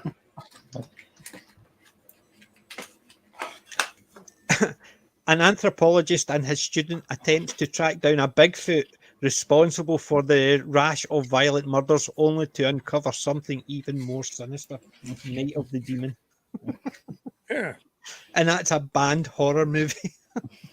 And Well, so what, big- that's the Night of the Demon though. So that's not the same one that Melvin Yeah. Deeply's talking about though. That is a maybe where No, Drag we Me to Hell have was we based. have a copy of this film, Night of the Demon, but I can see it Really? has Wow. also got an alternate title on IMDb called Curse of the Demon. Yeah, But that's the one it I was a thought. British horror Right. film, so I think it was probably Okay. retitled maybe for other markets. Yeah, there's Um, the Curse of the Demon, 1957. It's a very That's the one. atmospheric film, and Yeah. it's very subtle in terms of the monster, but the monster is so cool. I used to That's see interesting. I used to see it on the cover of all like the really old horror comics. I I'm used to curious buy. as to in what way Drag Me to Hell could possibly be the same film. There's nothing subtle about that. I mean, maybe there's like a base core idea. I mean, are there gypsies? I don't know. I've never seen it, so I don't know. Oh my Gypsies God. are the kind of the key to Drag Me to Hell. That's where everything starts is with the gypsies. What the? That's Curse of the Demon. That's the one, the 1957 remake Yeah, or you rename. Go down, check the cast. Oh, here we go. Go Both down, check the cast. There's the cast there. Yeah. Dana Andrews, Peggy Yeah, Cummings. down. Down one Right. more. Who's that at the bottom there? Bottom but one. That one there. No, next one up. Richard Leach. No, next to the left. Brian of that Wilde. Right. one. Wild. Oh, Jesus God. Yeah. Yeah, I mean, he Yeah. played the prison officer in Porridge. He played Yeah, Barraclough. Yeah. that's cool. Uh-huh. Well, it says I was just picking up on the titling differences. It says, what is the difference between Curse of the Demon and Night of the Demon? And it says both movies are the same movie. The only difference is that one is the US release and one is the UK. The difference Okay. between the two releases is that Night of the Demon, the UK version, has about 13 minutes of additional running time than Curse of the Demon, the US version. Interesting. Yes, because there's Janet Barrow plays Mrs. Hobart, deleted from US print, and Percy Ah. Hobart Farmer, deleted from US print. Wow. So those two characters were taken out for some reason. Obviously, shorten it so their story arc was taken out. Cool. Well, Mrs. U.S. Hobart audiences, Farmer. how we are. Yeah. You So- can't tell you don't know what a philosopher is, so I know they have to have a sorcerer's stone instead of a philosopher's I stone. know. Aye, not that I know anything about Harry Potter or anything like that. Oh, I've never read any of the Harry Potter books. Not Neither have one. I. I have I've seen the films. a couple of them. But I think I've seen most of the films. I don't think I've seen them all, but my daughter's been reading the books for years, and she would kill me if she even found out. I'm glad she doesn't watch the channel. Now, Mrs. of the Empire has them, and she really enjoyed them as well. But yeah, I think I definitely read the first two. I think I read the third one. It was many years ago. And I watched, I think, the first two films, and I kind of just never got round to watching the rest of the films. I enjoyed the films. Not for any other reason. No, I did enjoy the films as well. So, just really didn't get around to it, but eventually definitely catch up with those. Mm. Guys, I think I'm going to have to Yeah, say goodnight. I'm flagging. kind of flagging here a little bit. Yeah. My So voice that's is starting that to go. started all this. Drag Me to Hell. A lone Yeah, I remember officer the who trailers. evicts an old woman from her home finds herself a recipient of a supernatural curse. Desperate, she turns to a seer to try and save her soul, while evil forces work to push her into the breaking point. It's so much Basically, fun. don't evict anybody or else. Gypsies, man. Well, I hope you get some rest, Wen. Yeah, when Yeah, you cheers. take care. Cheers. Just been it's been a bit of a busy couple of weeks for us, so it catches up. Yep, But and this has been remember for great. Wednesday. Yeah. It's just Yeah, firing it's it up. I'm just firing up it's my list, mental. which is Yeah, so- Guest House Paradiso, Rick Mail and Adrian Edmonds, Ah, fantastic. part of the bottom, but it's well in the vein of bottom, but not part of the bottom TV show. Yeah. Yeah. Roman's Right, going, well- huh? No. Rick, you know who Rick Mail is, don't you? No. Oh my Oh, God. Flash Heart! Have you seen Blackadder?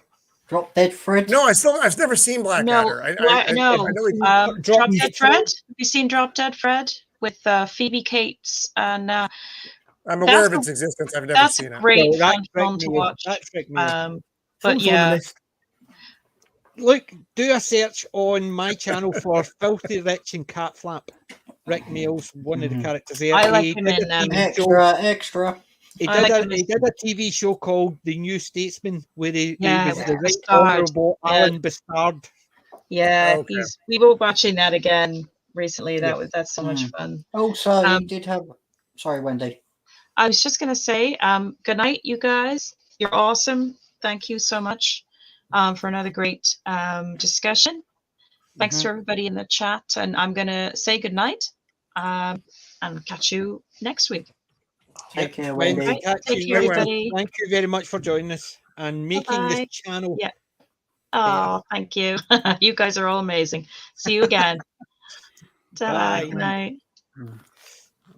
Right. See how Well- you say Rick Mail to somebody who'd never seen Bottom or Blackadder Well- or Yeah, Short well, I was Round going to Head mention. Yeah. I was going to mention he did make a cameo appearance in American Werewolf in London. Oh, who was he in that? I've seen that. He was in the Rick bar Mail did? scene. Yeah, he was in the bar scene playing chess Was he with really? another guy. Yeah, you I just didn't Oh, know he okay. was around Well, at that time. So basically, he was just an extra sitting in the back. So he's Yeah. a nondescript man in a bar playing chess. I So, know the if you- scene, but I couldn't pick him out of a lineup if he murdered someone. So so if you don't know those, I probably better not bother referencing Kevin. Kevin Tuvey. he must have been playing Kevin. Kevin, Kevin. No, I got nothing. Hold on, Right. if I bring, Yes, can I, here on can I this bring is up it. the This- image? That's what I'm just doing as well. Hold on, I just got it. Okay, here it is. There he is. Oh, He's an odd-looking fellow, big teeth. I'm in charge of the channel. I'll bounce anybody that puts something up that I've not put yeah, up. it's not supposed to add those straight away, PJ. I know, but I mean, it did come up as soon as you share it and bounce it on. That's Rick Mail. That's an older picture of Rick Mail. Yeah. But, right. But that was the one from the TV. That was the one from the movie. That's him. Oh, there. is he the young fellow? Oh God! Yeah. So it is. Bloody hell! Yeah, Wow. Yeah.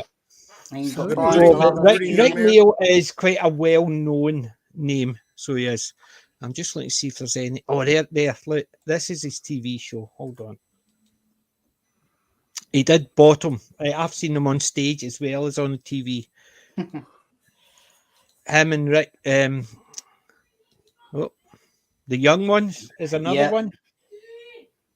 You never seen the Young Ones either, so I'm aware of the young ones, but I've never seen the young ones. yeah, that's Rick Mail there. Okay. Oh my God. Guess How Paradiso, that's what we're doing on Wednesday. The basically two of them are very slapstick, but very violent slapstick. Like, you remember how you used to get the Three Stooges who would go whoop whoop and go put, and they would sort of Yeah. miss the eye. Well, they go boom, or else they get a fork and go boom. Oh Lord.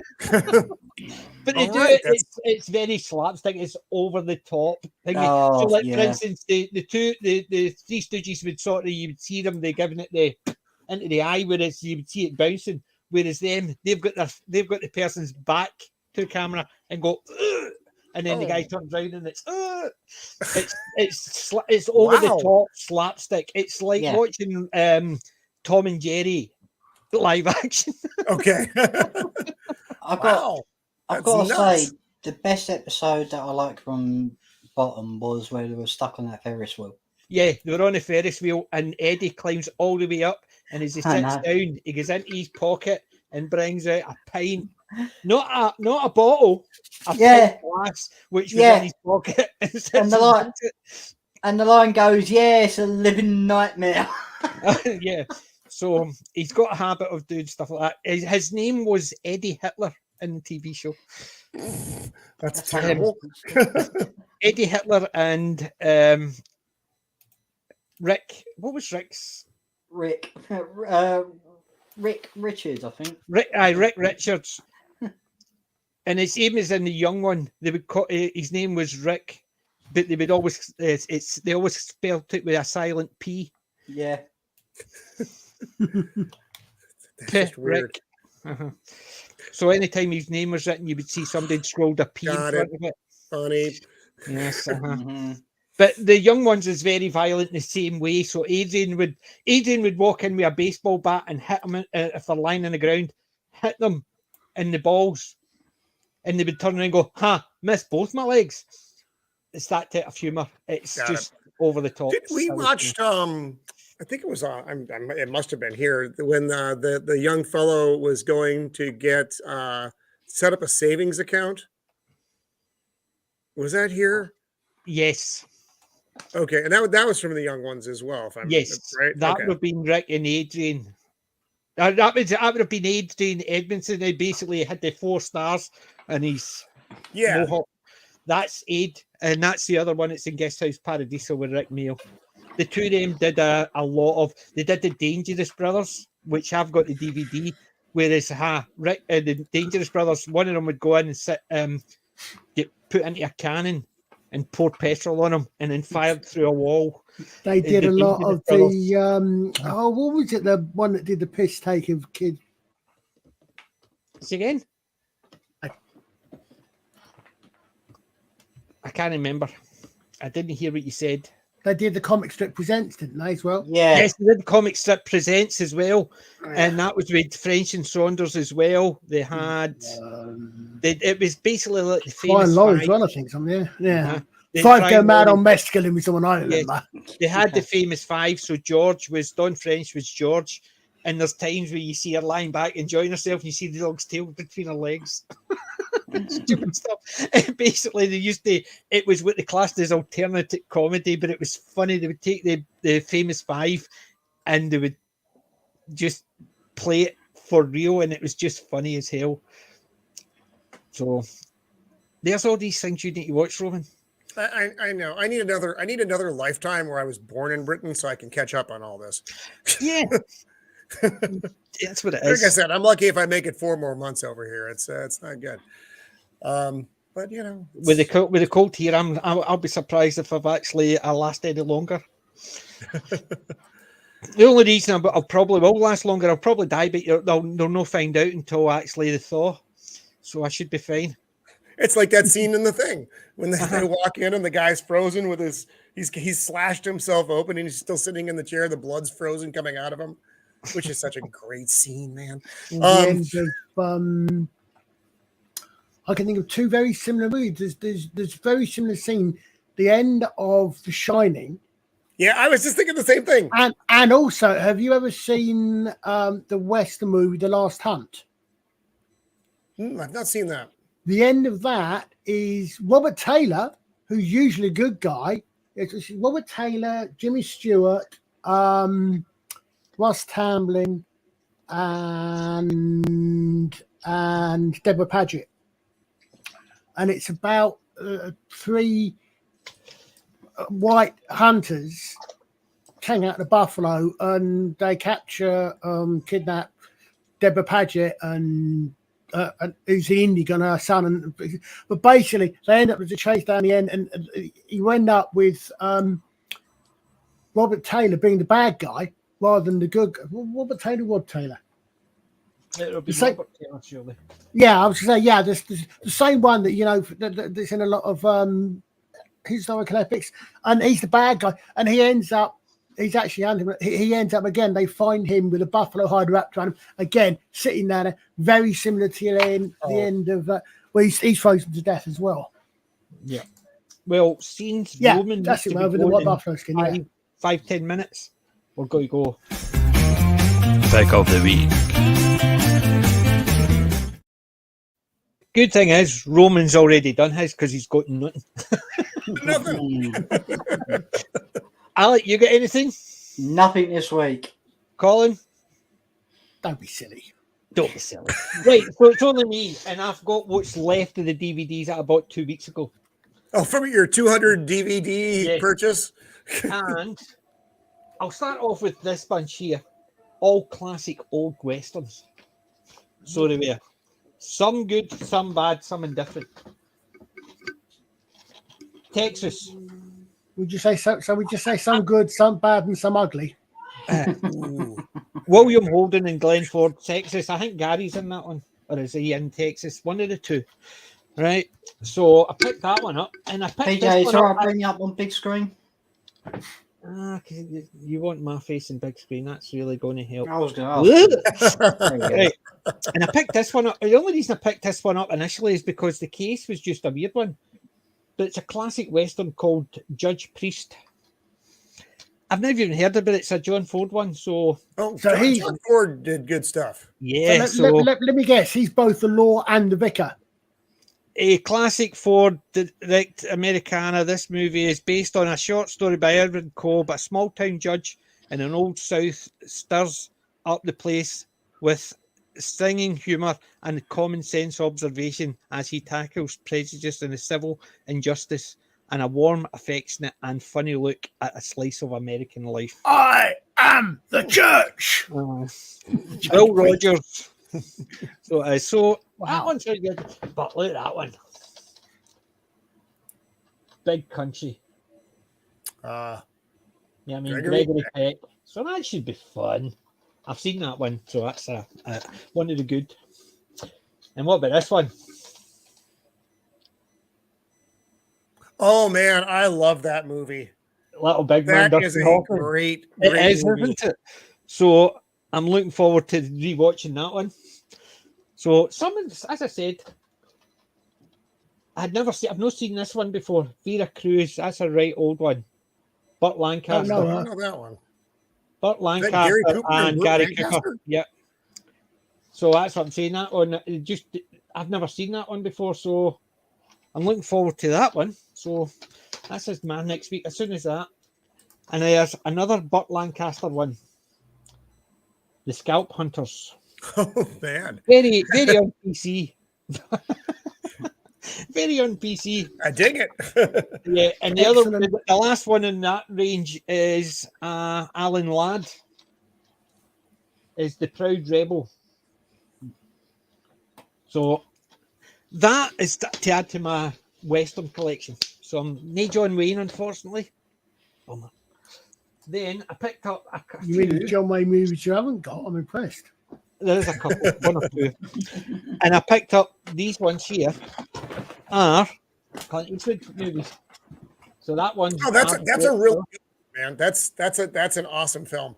Yep. So looking forward to that one. The Gauntlet. I've not seen that one, so I don't know what that's Now that about. is not a Dirty Harry film, though. Am I correct? No, It's not not. No. Dirty Harry, but not Dirty Harry. Yeah, No, exactly. no. Yeah, Yeah. with Sandra Lock. I think it's the first time he filmed with Sandra Lock. Oh, that is a good one. Firefox. That was great. Firefox that- was so yeah. good. I actually read the book for that. Colin I've Ford, not I actually think. seen that one either. No, they did a sequel That's to an the book awesome called one. When I was a Firefox kid, Down. Yeah, I loved Firefox that. Down. Yeah. Yeah. Bloodwork. I don't know if I know that one. I don't know that one either. So that was 3 out of the 4. That's I an had seen older before. Clint Eastwood, though, isn't it? What year Yes. was that one, PJ? Oh, now you're asking. Where's my glasses? I'm sorry. I'm sorry. 80 something? It's got to be late 80s. It has to be the late 80s, but I can't see a year on this. No, without putting my glasses on and Let me reading see. the I mean, very I small got print. IMDb up over here. So Bloodwork, it's called. Bloodwork. 2002. 2002. So Yep. it's a late one. That's actually later than I even would have thought it Yeah. was. So out of the 4 Clint Eastwood ones, I've not seen 3 of them. So looking forward to that. So that's the ones that I had, Western and Clint Eastwood collection. So I'm looking forward to rewatching all of these before I start filing them away. So I'm catching up. And Yeah, I would say 90% of Clint Eastwood's work.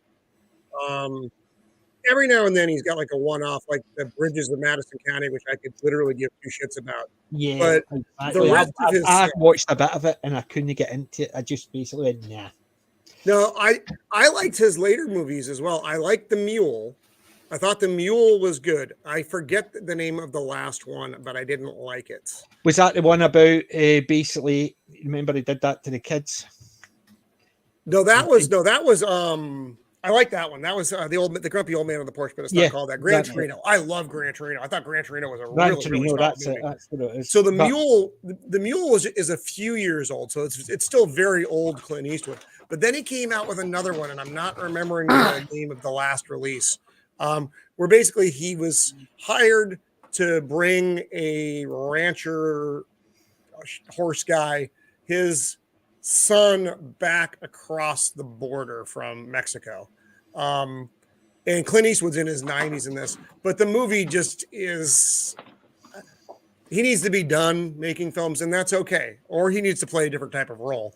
I mean, he is playing a man of his age in the movie, but it just, like I said, The Mule I thought was good. This one I was like, it was not my favorite. They can't all be great. They can't all be great. Yeah. As a man who's put out a lot of movies, you know, he's done very well. Yeah. Been there, done there. Has anybody seen that one? Surviving the Game, Ice-T, Gary Busey, and Rutger Hauer. I've not seen that one. I haven't even heard of that one. Oh, I don't know that either. Surviving the Game. I'm trying to find that last movie. And I'm where is it? Come on, help me out here. Not $1 Million Baby. No babies. That $1 Million Baby was the boxing one, wasn't it? That was the boxing one, and that was the one where what's her name? Angelina Jolie is. Am I right? Am I right? I think I'm right. She's in that. Where are your movies, Clint Eastwood? Because I do want to find the name of that.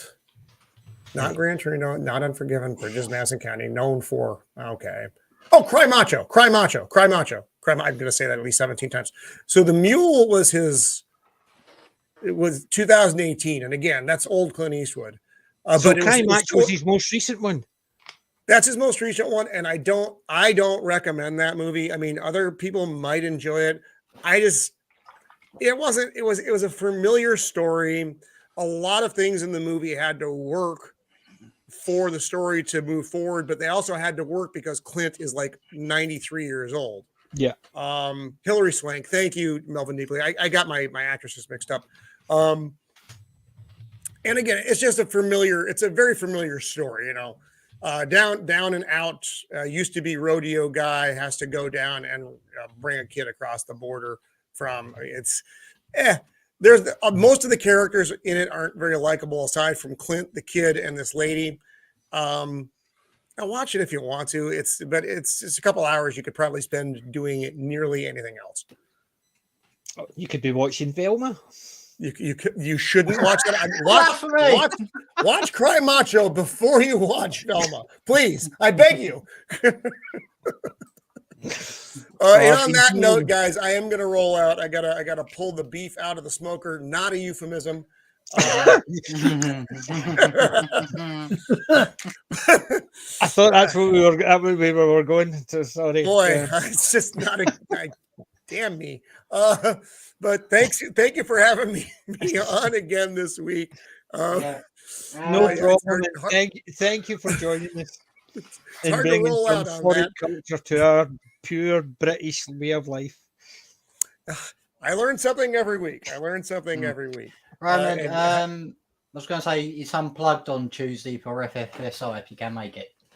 I will have to see. This week's a little bit rough. I have an old Navy friend in town who I've not seen in many years, and I'm trying to schedule around when I'm not doing stuff to try to see him, and I don't want to miss the visit. So my Tuesday is honestly my one open day that I have to work with. So I probably won't be around on Tuesday, so I'm going to Okay, apologize fair enough. now for being a bad friend. But anyway, again, thanks for having me on this week, guys, No and problem. I'll see you around the interweb in some form or another. So you guys take care. Take care, Roman. Thank you again. So long, Cheers, mate. Ryan. Bye bye. Have a good one. Bye. Later. And then there was 3. Mm. Letters Indians. But anyway, so what else has been happening, guys? Right, I know you've got Unplugged Yeah. on Tuesday. And that's not the Captain Scarlet Unplug, it's just Unplug. Yeah, we haven't done one in a long time. Yep. I've got So- 1, 2. Well, okay. I've now got Carnival Row to try out. I've got the Rig to try out, and I've now got Miss Scarlet and the Duke to try out. All these things people keep recommending me. So you don't want me to recommend Attack on Titan then? Oh, I was looking at those. There seems to be about 5 different things because there's also because I was getting that confused, but I think is it Titan AE? Because Attack on Titan's about Gaijin and isn't it? Titans, AE. basically. It's Titans, yes. Titan Yeah. AE is more a space movie. Yeah, because there's also another one I noticed has come out called Titan AE, which again is about That was done back in 2000. No, there's another one, Attack on Titan, which is set on the moon of Saturn. I think it's only just come out, and it's about miners on the Titan colonists not wanting to mine or something. I can't remember what it was. I looked it up. So I looked it up to see what it was because I thought I'd heard of that. But no, I was thinking of Titan AE, but Attack on Titan I've heard of. How many Titan films related are there? Well, Yeah. The only thing sorry. Adult Swim has got Attack on Titan. That's it there. That's season 4 I'm looking at, but that's on Adult Swim. And basically, I'll mute it and I'll just basically pause it, but it gives you a rough idea. So It's probably available in a number of places. it is available in other places. Let's stop that. I can't actually, it's not playing properly, but what I'll do is fire that up. Attack on Titan Part 1, Part 2, Wings of Freedom, The Chronicle, and then Attack on Titan 2022 from last year, which is the one I saw. Yeah.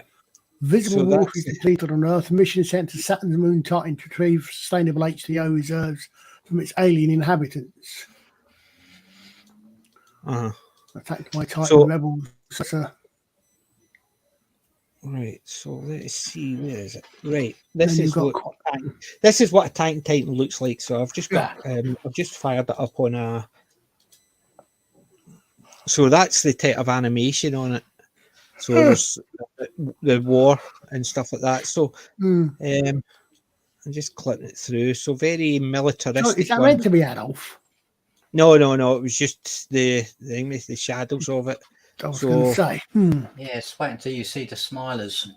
I'm actually just trying to find a bit where there's a Titan on this one, but I think this one is probably the best one to actually show. The No, I got it. I'm not saying. I mean, it's just because I've heard that when I've heard that one elsewhere, but I said I'm thinking you say Attack on Titan because Titan to me is a moon. Yeah. And Attack on Titan, that's not a logical sense, So that's the type of thing. That's your Titan. Suggests to me is that or you're attacking a person called Titan, not a type of, because that will be Attack on the Titans or something. So it's attack. To me, I thought it was attack the Titans. Yeah, but it's not Attack on Titan. It's basically, I don't know where they get that one. I think it's just the thing. So, that's perhaps, there's there's different Titans and stuff like that. And again, if it's got the word Titans in it and it's not got a Judy Bowker or Gemma Artis, then I'm not interested. No idea. Any other clash of the Titans doesn't interest me. So that's the thing. So the animation's actually quite good, but it is just one of those things that it is a bit weird, shall we say? Yeah. So there's Japanese, bits of the isn't it? story it's sort of drag out. There's bits that rush through. Then you've got a character who just seems over the top.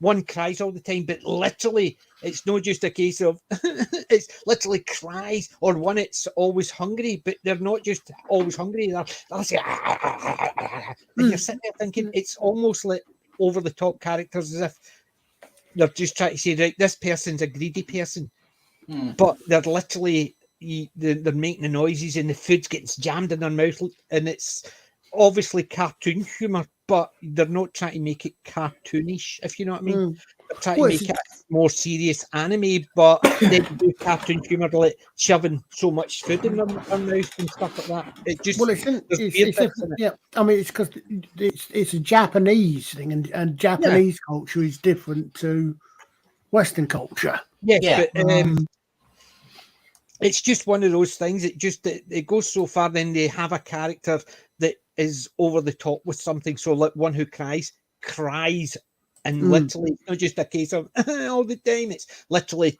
bawling of tears all the time, or someone who shouts all the time, or constantly angry all the time, and it's literally that is their character. And there's one character who's greedy all the time, and literally anytime there's their food, it's almost like cartoon humor with the amount of food they're trying to shove in their face. So I hope it was sick. But it's a weird cartoon. So it's a weird anime, should I say? But I'm still enjoying it. Mullets. Some anime can be over the top. It's just that it's weird because they're trying to do the animation and it's quite a serious one. You're getting people getting bitten in half. You're getting people getting blown up, shot in the head. So, and then they have a character who is greedy and is literally, and it's almost like cartoon stuffing that amount of food in their mouth while talking and doing this.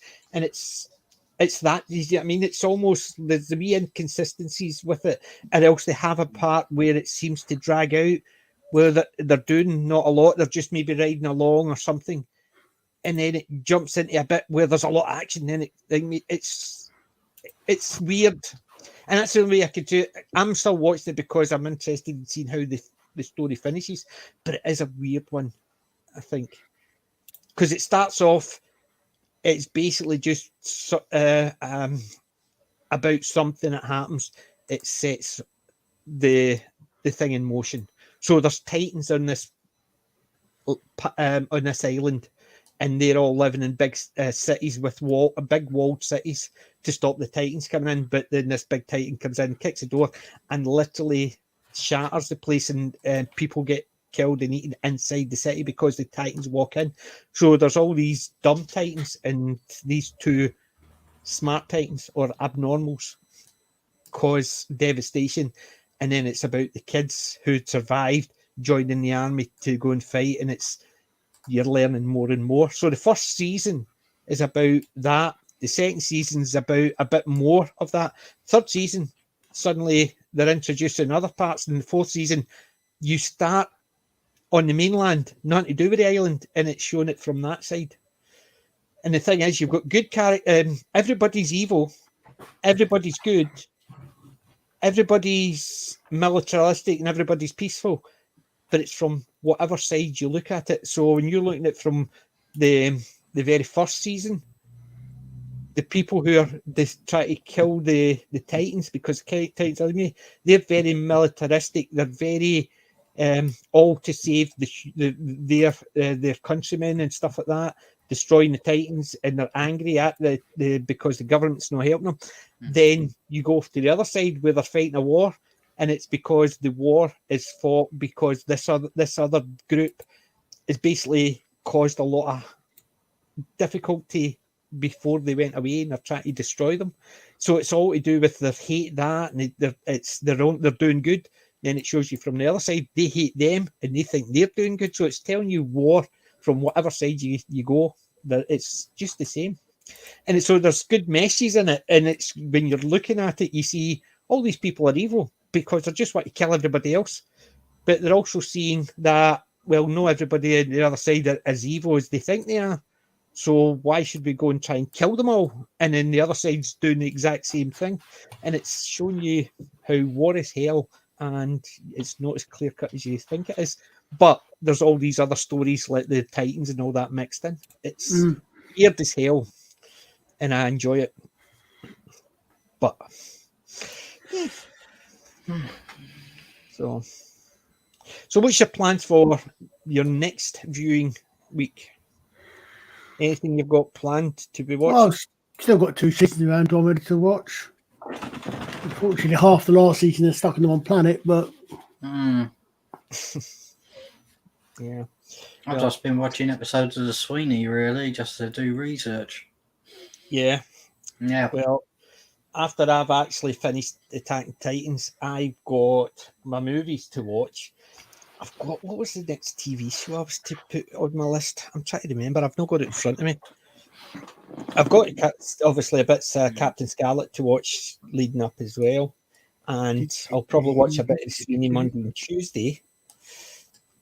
But it's just one of those things. It's just, I've got too many DVDs sitting in my a pile like that of stuff to watch. Because there's no point getting a DVD, putting it on the shelf, and never even looking at it again. no. So I try and go through my DVDs. So, but when I get caught up in a TV show, which is like 27 episodes per season, and there's 4 seasons, that's a lot. Yeah. That's one thing about British TV shows. They're all about 5 or 6 episodes a season, which is a shame when you're watching them. If you're trying to catch up on something, it's that's exactly it. It is crazy and good at the same time. So yeah, I want to finish watching it. Yeah, that's what we're doing on the 8th, 7th. Is it the 7th or the 8th of February? The 8th of February. We're going to try a dual stream. Yep. We're going to try and stream it in both channels at the same time. So we can halve our viewers. If something doesn't go boom, if something doesn't explode, well, that's what we'll try and do. Well, the idea is simple. If one stream gets missed on ours, the other one can keep going. Yeah, true. Yes.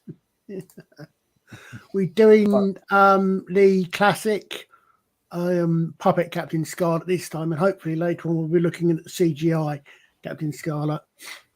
Yeah. Going back to what we were talking about earlier on, for my personal taste, the only remake that's on a par with the original. Other remakes, some remakes are better, some worse.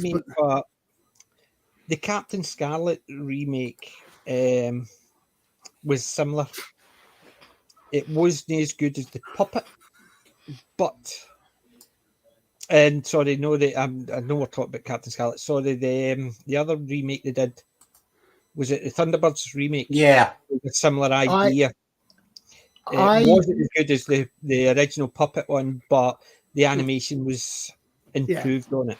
The Thunderbirds remake I never really got into because they changed too much.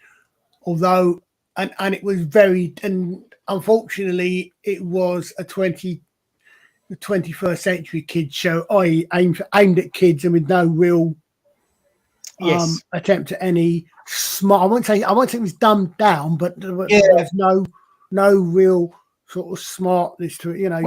There was definitely aimed at kids. Although it was, to be fair, back to the original half-hour format, which Sherry Anderson originally wanted Thunderbirds to be. Yeah, but it just felt too rushed, those episodes. There was no... See, the thing is, the original Thunderbirds, it was more like a feature film. That's all it was. And it was a cut-down feature film, and they could actually have a quick story in and just build up the tension in it.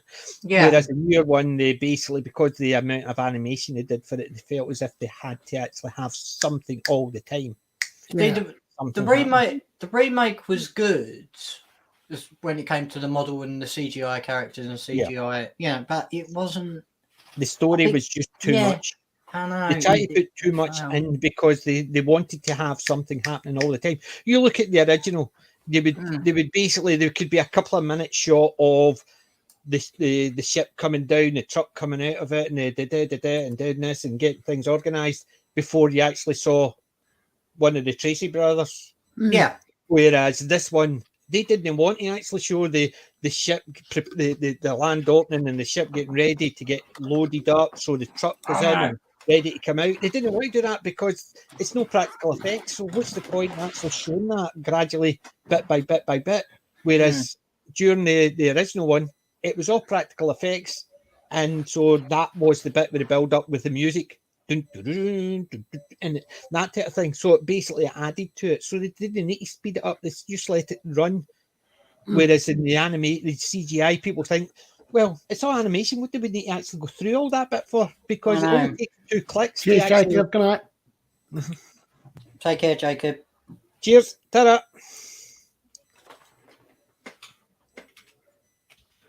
"25 episodes a year, yeah, run out of stuff pretty quickly." Yeah. 6 out of 10. Yeah, it is. And the good thing is, because of that, you get a lot more. I think it's changing now because it's not just 4 channels we've got, and it would go off overnight now. They're playing 24/7. They're basically, there's multiple channels all the time, so they're just trying to do things through it. That's why game shows and reality shows are, because they can make 4 reality shows for 1 TV show. So if they could actually put an hour out every night for a reality show, or a half hour out a week for a TV show, what they're going to do? They're going to do 4 hours of 4 reality shows, and that way they could actually fill up the a half a year. Whereas a 6 episode TV show for the same price will do 6 weeks, and that's it. There was a comment in I think it was QI many years ago now, which is sort of semi-relevant to this conversation. If I'm right, I think it was about the guy that designed the London sewers, and the fact that his great-grandson was in charge of Channel 4. The line was the line basically was Bazalgette. Something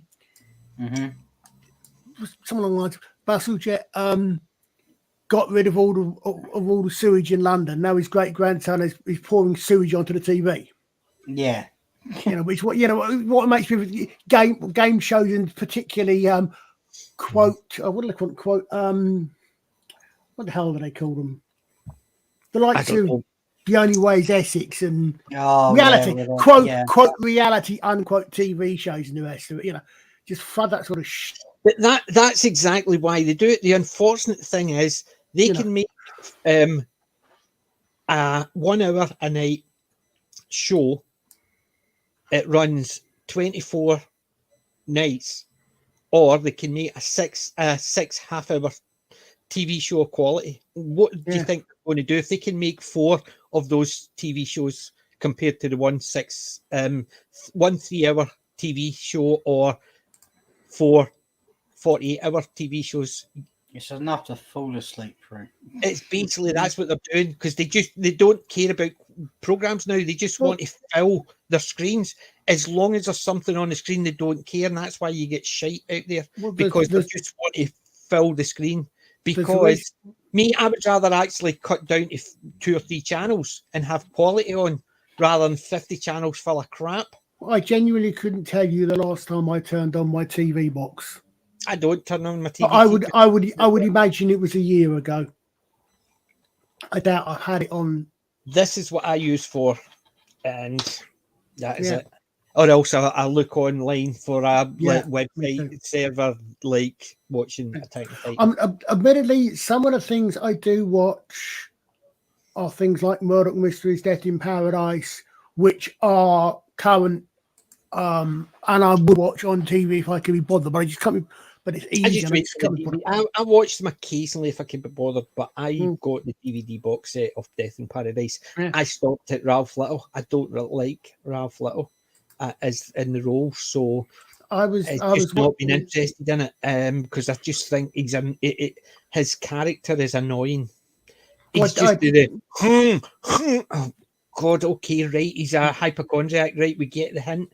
And it's just watching that all the time just annoys me. I also noticed recently they seem to have been rehashing several of. I mean, Ralph Little's character is almost, you might almost say, a discount Richard Poole.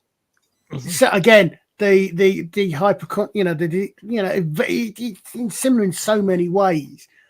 Not just a fish out of water, and there's the bit where he was a fish out of water. I wasn't say he was a hypochondriac at all. He was just basically he wanted to keep his British ways, as in the suit, the cup of tea and stuff like that. He didn't want to try all the foreign foods. He's thinking about being too hot and hot on the rest of it. That is too. Oh, shield ball's off as well. Shield ball. And for me, that is. Thank you for joining us. That is very similar to the does it ever get does it ever get cool here and this sort of that's it worked in Richard Paul's because it just I still watch it but I think I prefer the Richard Poole ones. He's so do I will watch him over and over again, no problem. The only original members Chris Marshall was a bit, it was okay. Wasn't my favourite. Adrid O'Hanlon. I keep getting his name wrong. Oh, I don't know. I know. He was good, but not as good as Chris Marshall's one, who was not as good as Ben Miller's one. It's that type of thing. And then as soon as Ralph Little came in, I watched a couple of episodes and I thought, it's just annoying. I'm not interested in his character at all. Amazing enough. It's been going for 12 seasons, amazingly enough. Mm-hmm. But there's also the fact that I think the only two original cast members are Don Warrington and Elizabeth Borgin, the Commissioner and Catherine. They're the only two. Camille's mum. Yeah. Every other character is rotated at least once, if not they're on a second or third character in that slot. Mm-hmm. And they try to do some things to make them different, and they do make them quite different, quite well. It's not just repeat characters. Well, do you know another thing as well? I hated the Ruby character. She's meant to be Dawn, the Commissioner's niece, and she's just such an annoying character. Yeah, and she really and it's implying effectively that people are putting up with her because they don't want to say anything because it's the Commissioner's niece. So everybody else would have been fired up until the point where she actually knows to do the job. But up until that point, they're putting up with her because she's the Commissioner's niece. And then it puts a bad light on the Commissioner, which Don Warrington's Commissioner's one of the better. Yeah. Then that's why that annoyed me. And then they brought in Ralph Little, and that just annoyed me more. So I just went, nope. I don't know if Kelly's noticed, but I realised this last season, Don Warrington is now in the starring credits rather than because it used to be you'd get the lead, you'd get the main four characters each with their photo come up, then you get the guest stars, then with if he was in it, Don Warrington and or Elizabeth Borgin. Mm-hmm. Now Don Warrington is in the first set of characters. He's I think he's second named. I think he gets second billing after Ralph Little. Yeah, I can understand because he's been here the longer. But he is now. Kelly's basically saying he doesn't do that anymore. Ralph Little doesn't do the annoying parts again. But it's just one of those things. I go back to rewatch and catch up with those parts of the things that really annoyed me because I wouldn't just start after season. In the most recent season, I would want to go back and watch it from the bit where I stopped. Yeah, it annoyed me. It's just the idea I have to watch the annoying stuff to get to the stuff that is no annoying, and that's why I just basically went. But yeah, there's been I did watch it when Dwayne came back, Danny John Jones came back. I watched the Christmas one because Danny was in. You know what I mean? Yeah, they did. I must admit, for some reason I thought I remembered he came back, but he only came back for the Christmas special. Mm-hmm. he didn't. I thought he'd stayed on, but he didn't. But they No, did no. another They implied that that's basically how he had just come back. where But Camille no. came back for a couple of episodes. Yes. And Ben Miller came back for one episode. he did. But I worked. They both. Yeah, I mean, I don't have the language to explain it, but I'm having rewatched. I'm reasonably certain that They edited out from another clip. I don't think they did. no, I'm not sure. No, I'm not sure. I wasn't sure about that, but having looked at it again recently, rewatched that episode recently, I think what they did is I think that the scene that the bits where he's in it and where he's talking to Camille were filmed on a green screen, and the rest of it was filmed in Guadeloupe. I think because I noticed there's a slight difference in the quality of the light, which I don't know how to describe. See, I think it's easily seen because you see her from a distance. She's sitting on her own. Yeah. Then it goes into her, and then he leans forward, and then the two of them talk, and then it goes back out to the long one where she's sitting alone, and that's why you know it was done that way, because they didn't do a long shot with. Yeah, but I mean, it was done well enough that you couldn't, you know, that I wasn't sure, and I had to double check. So I thought, because I rewatched the whole lot recently, and I thought there was an episode in the first couple of series where I haven't seen 3 yet, Kelly. I'm trying to get one that's not got hard in subtitles. I was just looking earlier on, but the one ones I find. Hey, what's season? Death in Paradise. It's episode. Death in Paradise. It's just there was a Christmas special. They're now on episode 3 was on last night. Right. Okay. Sorry. It's just because you said episode 3. I'm after season 3. I thought, what are we talking about season 3 or what now? Yeah. That's what it was. It just confused me. I'm very easily confused, you know. But no, but because I saw that and I thought, hold on, is that the same one? But then later on, when I got I thought, no, I'm reasonably certain there's a difference. I don't know how to describe it. I don't have the knowledge. I don't have the language to describe it, which goes to show exactly why people try to control language for you. If you haven't got the words, you can't talk about it. But the difference there, look at me. I talk pitch. I don't know what I'm talking about half the time. Yeah, but you know what I'm saying. Yeah, I mean, I can see something, but I don't know how. I do not have the knowledge. I do not have the language to explain it.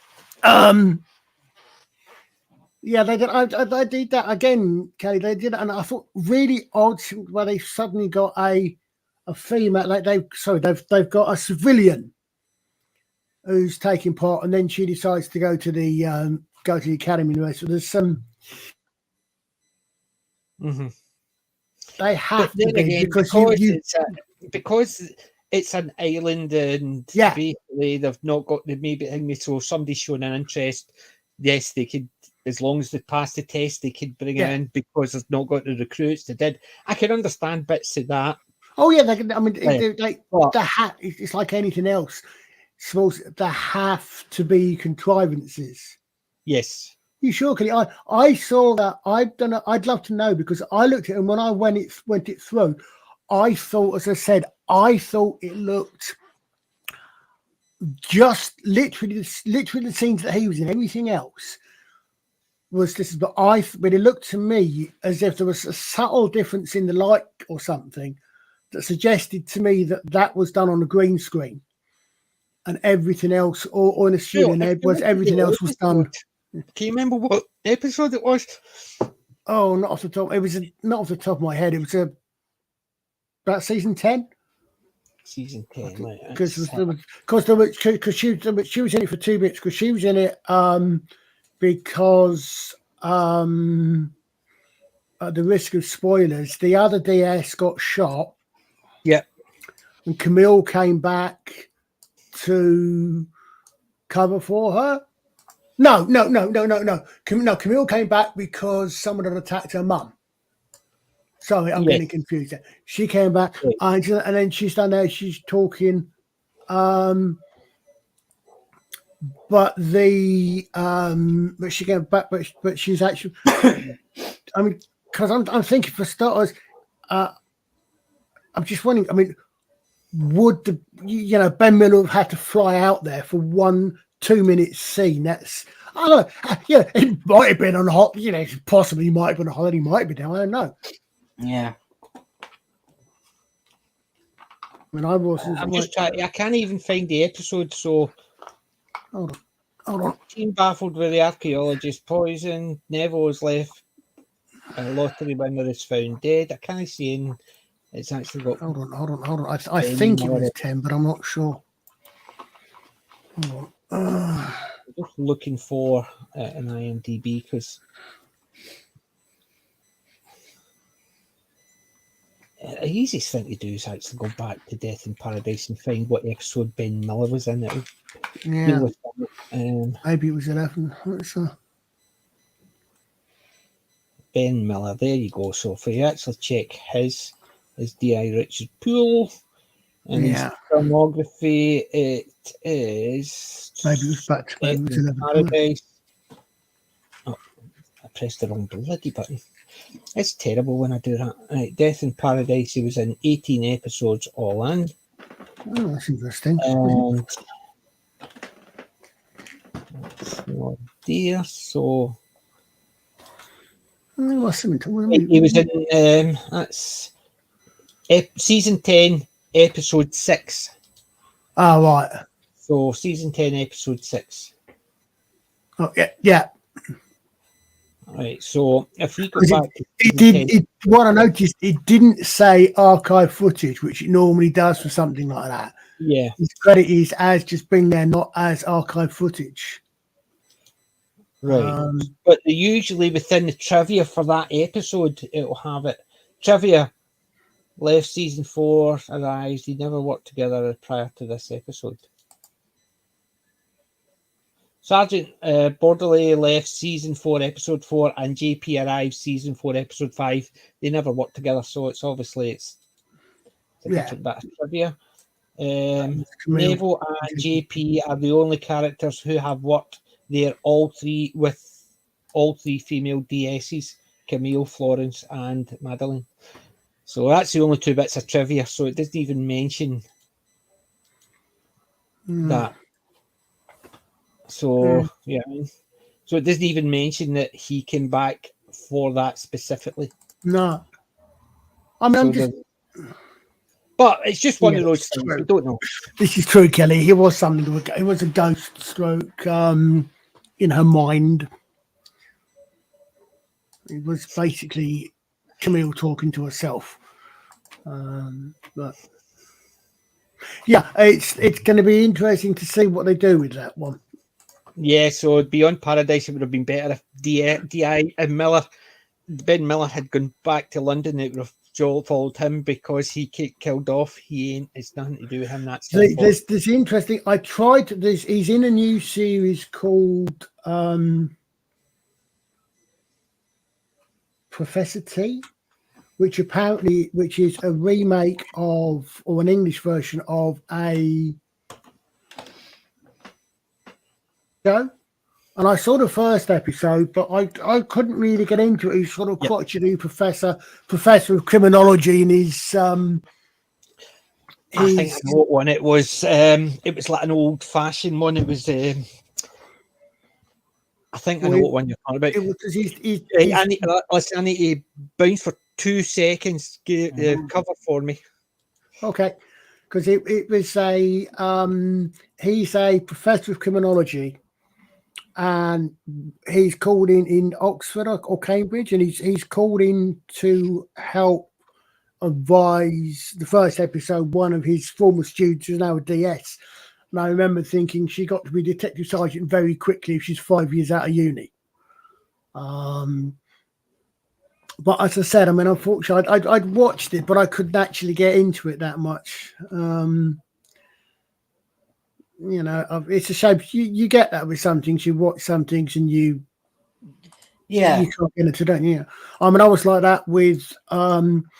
I tried to watch Strange New Worlds, but I couldn't. on the first episode, so I might try the second episode till I get back into it. But since I never watched it, I never watched any of the new shit after the first couple of episodes of Disgracery. Yeah. Or Discovery of Mediocrity, as someone called it. It happens at times, doesn't it? You know, you sometimes you immediately get into, and sometimes, yeah, I know. Yeah, it's. I don't think the problem they've got, I think, is they've got to. They're because they're stuck with a very small team. You know, I mean, you have to think, okay, so hold on a second. They apparently are the entire police team for this entire island and surrounding islands. Mm-hmm. And there's 4 of them. So what do they do? Who covers anything when they're off duty? Yeah. I mean, it's constraints of the setup. I mean, there was a show, I remember, many years ago, there was a show called The Knock. It's about customs and excise. And again, they had a small team and they had to do everything, despite the fact that customs and excise as an organisation covered everything from fuel duty to drug smuggling to, you know, because of the constraints of the setting, they had to cover everything. It's a bit like again, with Space Above and Beyond, my biggest complaint with Space Above and Beyond. Thank you, Kelly, Professor T. My biggest complaint with Space, as well as pilots, as well as fighter pilots, exactly, is that your setup is such. You've got a thing, and you've got your basic characters are. I pilots. found the same idea with CSI or NCIS. They were forensics, but for some reason they were interviewing people. Yeah, and doing the definitely. Yeah, criminal you've got forensic scientists. You've got one case at a, you know, it's the constraints of the setting, I think. Yeah, You've got the constraints of the setting. They've got to do, and they've got to do everything that they do. They've got to do. They've got to cover everything, you know. I mean, it's a little bit like it's like a joke. You know, who the hell would want to go to Sainte Marie on holiday? well, the It same has people a that death go, murder every week. I was dead unlucky. I went down to the during midsummer one time. I went down, and one of the family members got bumped off. So I decided the Midsummer Murders weren't for me. So I ended up going to America. Ended up in Cabot Cove, and basically. Someone in a family got murdered, so I thought, bugger that, I'm going abroad. So I went down to San Marie, and guess what? Someone got bumped off. So basically, yeah. I should have known. I should have known when I took my first holiday on Jersey. And you went on those holidays because the thing is that someone got murdered in Scotland somewhere. Yeah, murdered. It was murder. It was murder. I went on a holiday. It was The murder. proper accent, you know, gentlemen. It was murder. I'll tell you something, that'd be the biggest fantastic crossover ever. But then again, you could have also had a cracker. Yeah. Yeah. Because basically, you had Cracker, which was Robbie Coltrane. I'm sorry. I don't care. It wasn't Barnaby. The detective in Midsummer was Jim Bergerac. I'm sorry. I don't care. It should have been Jim Bergerac or a different actor. But that's just the thing. You get actors who will do a similar thing in different things. People always try and work out, well, because that actor did it and it's very similar. It's the same. It's the same character, just a different name. Because you look at some good old war movies. People actually, I've seen people saying, "Well, you see, the captain in that has obviously been promoted, so and he's obviously moved units, so he's in that movie. So it's the same actor. Because it's the same actor, they say, he's just been moved because." Well, I mean, again, going back to Andromeda was another episode I was watching, and it had the greatest four-word phrase in science fiction.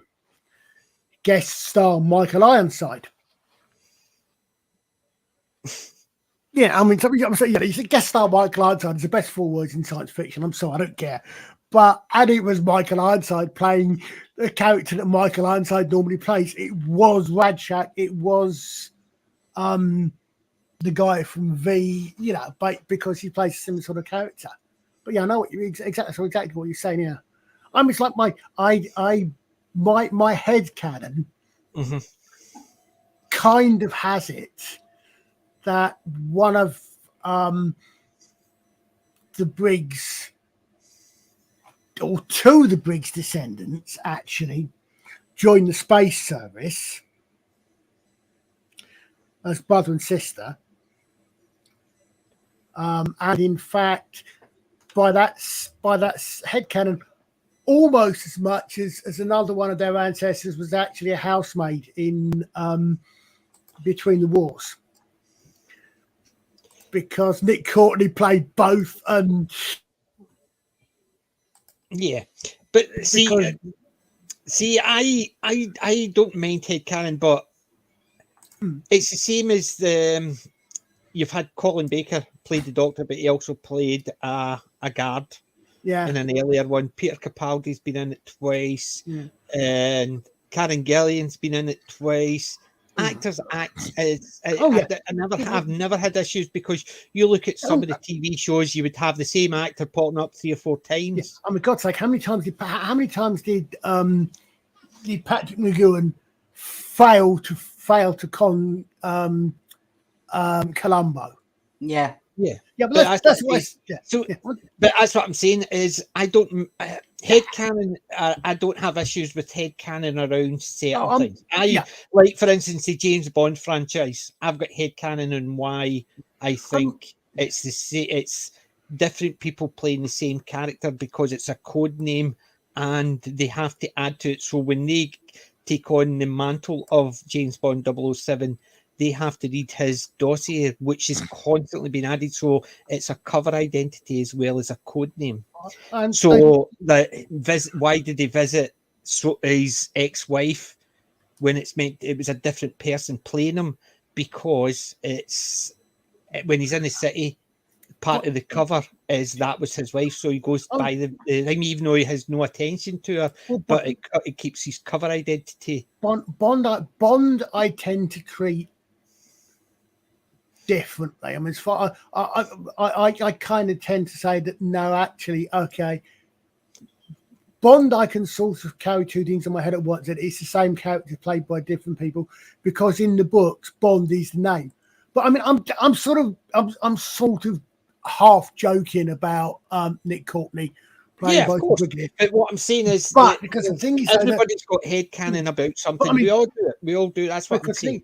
But Doctor Who did very cleverly, and I think Moffat may have been the first person to do it, which is why I've got an idea for why David Tennant's the 14th Doctor, is that Peter Capaldi's Doctor recognized his face and said, "Why this face? Why this face?" Right, so you could see that, because, what about Nick Courtney then? No. What I'm saying is, so in modern day canon, right? In the modern day one, but yeah, you didn't have that, and also you've got, if from the practicality point of view, Brett Vian Nick Courtney played Brett Vian before he played the Brigadier. Yeah. So there's no outside reason for that to be. But that's what I'm saying. So, but if your headcanon goes one way, it has to go the other, because that's what I'm saying. So them giving a retroactive, this is why a Doctor seems looks like someone who appeared in it in the past. Right, you can see that about Peter Capaldi, but what about Colin Baker? So did Colin Baker have that then? Okay, right, that's fine. But what about the other actors that appeared in it? It wasn't just like a non-speaking part, and then they got a speaking part later on. They were big parts of both of the episodes. So well, I mean, that's what I'm saying. So if they start going back and saying, right, we're changing it, the reason he looks like him is because of this. The reason he looked like him works because of this. Okay, well, what about those two? They're no Time Lords, so how does that Yeah, affect it? yeah, you can do that. You can do that. It's one thing, you can do it. Take it.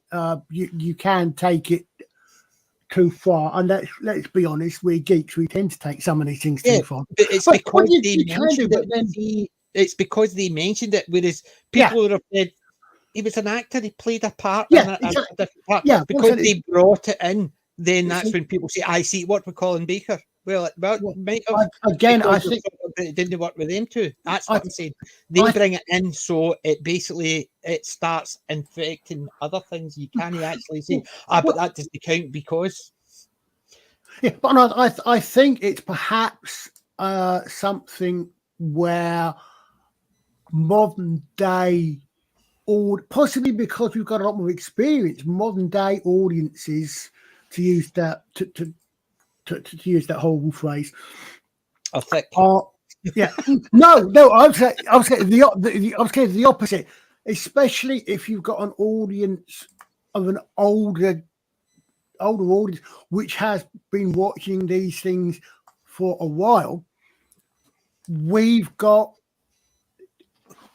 the sophistication, if you like, I can't think of a better word off the top of my head, to make these things up. So what you've now got is, back in the 60s and the 70s, when Doctor Who was being made, the BBC had no idea it was going to carry on for 60 years. Uh-huh.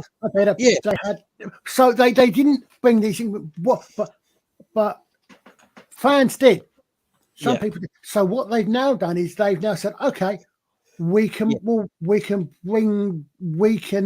the point. To me, it's the point. First of all, hi Peter, thanks for joining us. I am looking to finish up in about 15 minutes, just so you're aware and just come in.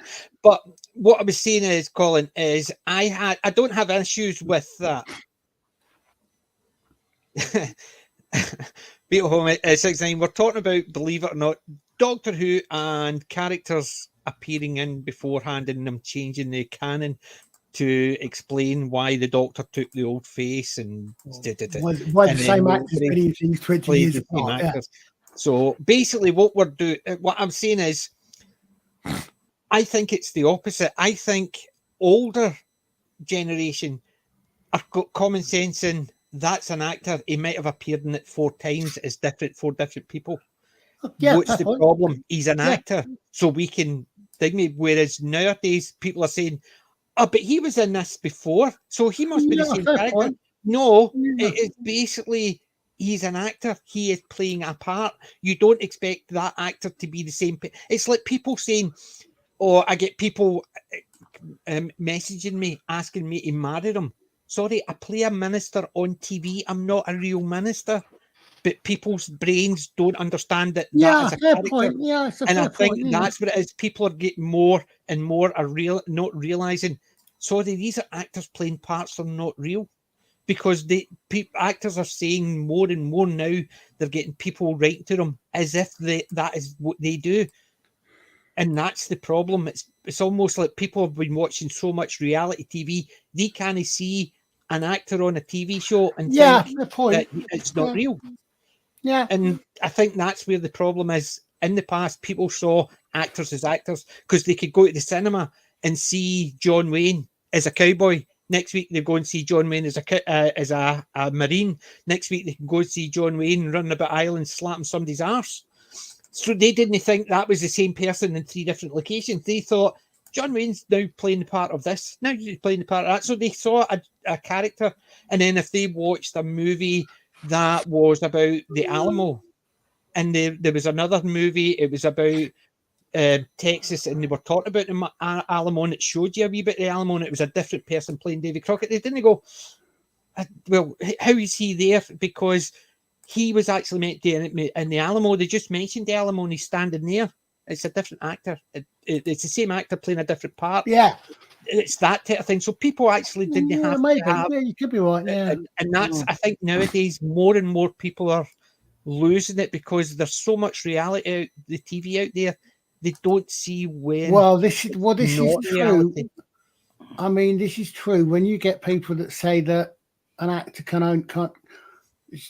don't actually understand the concept of acting. Okay, well, he can only be he's playing a gay character, so he must be gay. Yeah. To which my answer is fine. In that case, capture all the actors that played elves in Lord of in Rings of Power. Yeah, well, I don't care about that. I don't care about. I don't care Jim about. Parsons Yeah. in Big Bang Theory. He must be straight because he played a straight character. Well, yeah. I mean, yeah. Well, that's what I said. That's what I said. I was saying to Alex about something the other day. You just take their arguments to the extreme, because in that case, why in that case, in what played Forrest Gump, Tom Hanks. Hanks. How dare he win an Oscar for Philadelphia? He's neither gay nor has he ever had AIDS. But like I said, I don't care. That's what I'm saying. I don't care. People don't understand acting because they'll say things like, "Oh, that's about a Spaniard. Why is that white American playing it? Because it should be played by a Spaniard." Well, actually, it's acting. It's called acting. Yeah, and especially when you come to voices, somebody can play a 40-year-old even though they're 20, or a 20-year-old could play a school kid. Well, a middle-aged woman shouldn't be playing an 8-year-old boy. Yeah, Jimmy Cranky, but we or the lady that the voice of Bart Simpson. She shouldn't be doing it. She's not an 8-year-old boy. Yeah, but that's what I'm saying. I know what you're saying. Yeah, these things with people, and they basically just don't understand acting, and it shows they don't. Because did you not see this stupid TikTok thing? It was on Twitter earlier. You wouldn't have seen it, Colin. It was basically about the girl who was disgusted that you had to go out and work 40 hours a week. Are you crazy? Going out and earning money. It was basically as a case of, I would never do that, going out and earning money. How dare they want me to travel to sit in a cold office and do this work 8 hours a day, most of the day, and then travel back and do that? And you're sitting there thinking, this person never had a job in their life. They'd never obviously intend to have a job in their life, because as soon as somebody says, right, it's 40 hours a week, oh, no, I can't do that. Where do you expect the money? You want to work 2 hours a day and actually from home, and we pay you a full-time salary? No, the world works. No, PJ, you're wrong. You are expressing your white supremacy for that. That is a white supremacist attitude. Timekeeping and responsibility. See, I don't give a toss what people actually say that. Yes. See, the thing is, it annoys me is that we laugh and joke about it, but what annoys me is people actually believe that. Yeah. And see, anytime somebody tells me that, I just laugh in their face. Yeah, the only way to do it is to laugh at it. Then you are, the way I say it is, if you believe that, then you are thick, and I'm okay to laugh at you, because I laugh at thickos. Because I've worked with people of all nationalities and sexual orientations, and guess what? We all work fucking hard. Yeah. Except exactly. The difference between us and them is we're older generation, and we're all laughing at the younger generation. Doesn't matter if you're a black man, black woman, gay woman, doesn't matter. We're all of a certain generation are laughing at you, saying you've never done a week's work in your life. You would actually never be able to survive. And as soon as you go out there, people are going to laugh at you when you start making demands at your interview, as if you've been working there for 15 years. Yeah. Yeah. And that's the problem. Well, that's the problem with people. People actually even... See, that's why I never, and I know it sounds silly, that's why I never even, when somebody mentions something to me, I'll think, oh, that's a sign of, because I don't even take it seriously enough to be even laugh, to even acknowledge it as somebody said it. Unless somebody says it to my face, that's the only time I laugh at it. So it's crazy, I know, but it's a case of I don't even acknowledge that it's even been said by anyone. Because I just know it's ridiculous. And it's one of those things. You need to freaking just tell them to piss off. Oh, exactly. Which I do. I've been told that I'm actually not very polite. I can be very unpolite. I'm very easy going, but certain things can actually make me fussy, shall we say? Yeah, we can all be unpolite. I mean, yeah. I mean, I've come up with the idea recently, and I thought that occurred to me. You know the old saying about what happens when an an irresistible force meets an immovable object. Yes. Well, a new version. I'll come up with a new version of that. What happens when your lived experience contradicts my lived experience? Yeah.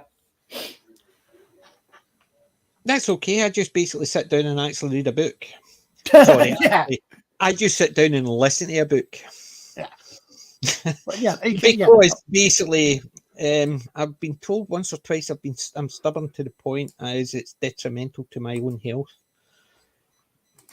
So I could be stubborn about certain things to the point where I don't care. Being diabetic, if somebody tells me something, oh really? I can be stubborn to the point where it's detrimental to someone else's mental health, but then it's their mental health. But I can be stubborn to the detrimental of my own health, because if I decide I want to do something and somebody says no, even if it ends up being detrimental to my health, I will still do it. Yeah. If they advise me that I shouldn't do it and this is why, that's different. If somebody tells me no, yeah, it's automatic. Oh, well, really? Well, it's this thing we mentioned earlier on about way back at the start about Hogwarts Legacy. Yeah. My answer to that, I saw someone else paraphrase, is, who the feck are you to tell me what I should and shouldn't play? Mm-hmm. I never let anybody tell me what I should watch, what I should play. I will take people's information, and if people say, I've seen it, this looks interesting, I've done it, like I said. But that's the thing. See, if somebody turns around like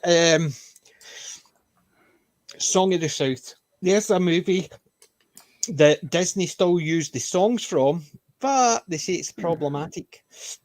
Right. If I had that and somebody says to me, you shouldn't watch it because fuck off. If I'm watching it, I'm watching it. I don't care what people tell me I should watch. I will determine if I find it offensive. I've got a couple of things that I've got that just sit in the bottom shelf because they'll never get watched, because I found them A, not funny, and B, very inappropriate to nowadays, but not be, I understand that they were done that long ago. It was just one of those things, but even I found part of it offensive, so I put it down. So it's not a case of, oh no, I just put it down. It's just basically sitting in there on a shelf. Not for me. Never going to get watched again. Yeah, it's not for me. Yeah. But I've got stuff that I watch and I thought, that's not for me, but I don't want it on my shelf, so I'll bin it. But the problem is, if you take it to the charity shop, things like that go into charity shop, they get binned. And to me, that's a waste, because even though I dislike it and I find it mildly offensive, I'm not going to actually say it should be destroyed, because it's just all about personal taste. It is, exactly. You pass it on to somebody else, they might actually find, I don't see a problem with it. Well, I mean, the thing is, if there's everybody get offended by something, but not everybody gets offended by the same thing. But most people in our corner of the universe, in our corner of interest, will understand, will have heard the phrase "nuke 'em all from orbit. It's the only way to be sure." Mm-hmm. Yes, I think there is a much more relevant comment about 3 lines later on, where Burke turns around and where Ripley says, "Well, I think you'll find." Burke comments about this. Ripley turns and says, "I think you'll find Corporal Hicks is the senior military person in charge here. Is in charge." And Burke turns round and says, Corporal Hicks is just a grunt. Paul Reiser, the actor, then does a fantastic job with the look on his face. He just realizes what he said. And he turns around to Hicks and says, "No offense." Hicks's answer, understanding the context of the situation and understanding exactly where Burke is coming from, Hicks turns around and says, "None taken." That's something that's missing today. Mm-hmm. You know, I think that, and that's the thing. It's like Martinez. Have you ever been confused with a woman? A man? I don't know. No. Have you? Yeah. Yeah, I mean, it's concepts like that. Yeah. But what I'm saying is that, yeah, as you said, people take offence at anything. I mean, it's people take offence. Offence isn't given; it's taken. yes, exactly. Well, unfortunately, I'm going to actually start finishing off there. No, it's okay. No I'll be on offence. for 3 hours. No offence. We're just sitting on. That's the 3 hour mark, and I'm actually, believe it or not, I had a long lie this morning, and I'm still knackered. Oh, I'm out tomorrow, so oh well, not to get up too early. But I've got a load of stuff to do. I've got to jet wash all my. It was meant to be done during the week, but because of the frost and the ice, it's been raining today, and hopefully it'll be raining tomorrow, so there'll be no ice, so I can jet wash the front. Not had any of that down here, fortunately. My daughter's coming down next weekend with the wee man, so I want to make sure the house is actually sparkly. So that's getting started this tomorrow. So I'm up early-ish to do it. I'm knackered. I've not really been doing heavy work. I've just been sitting editing a load of stuff, and it's tiring. That can be tiring itself, can't it? It can be mentally tiring. I've been doing it since I got up this morning. I literally edit stuff, and it's because my Attack on Titan stuff is all Japanese, so I had to go and find the audio for the other stuff, and then I had to actually rip it and then merge the video with the audio and then save it all. And then I didn't have season 4, so I found a website. It's got season 4 in English dubbed, so it's ideal that way. But it's another way of ripping all the sounds out because it's just tiring. Because I want to keep them so I can put them on my iPad and watch them properly again. Because eventually I will have to rewatch it just to try and make clear anything that's happening. Yeah. Right. Anyway, thank you everyone for joining us. And Alec Collins, thanks for staying with us. No problem. All right. Ladies and gents, we are back on Wednesday for Guest House Paradiso. However, Colin, Alec, you've got stuff on Tuesday. You want to let people know? Colin? Yep, we've got FFSI's Unplugged stream on Tuesday at 8 o'clock UK. Links in the description. Where PJ hopefully will be joining us and possibly some other people if they're available. Time constraints. Okay. Yeah. And we'll be talking about, well, pretty much like tonight, anything that comes to mind. Yeah. Just don't mention She-Hulk.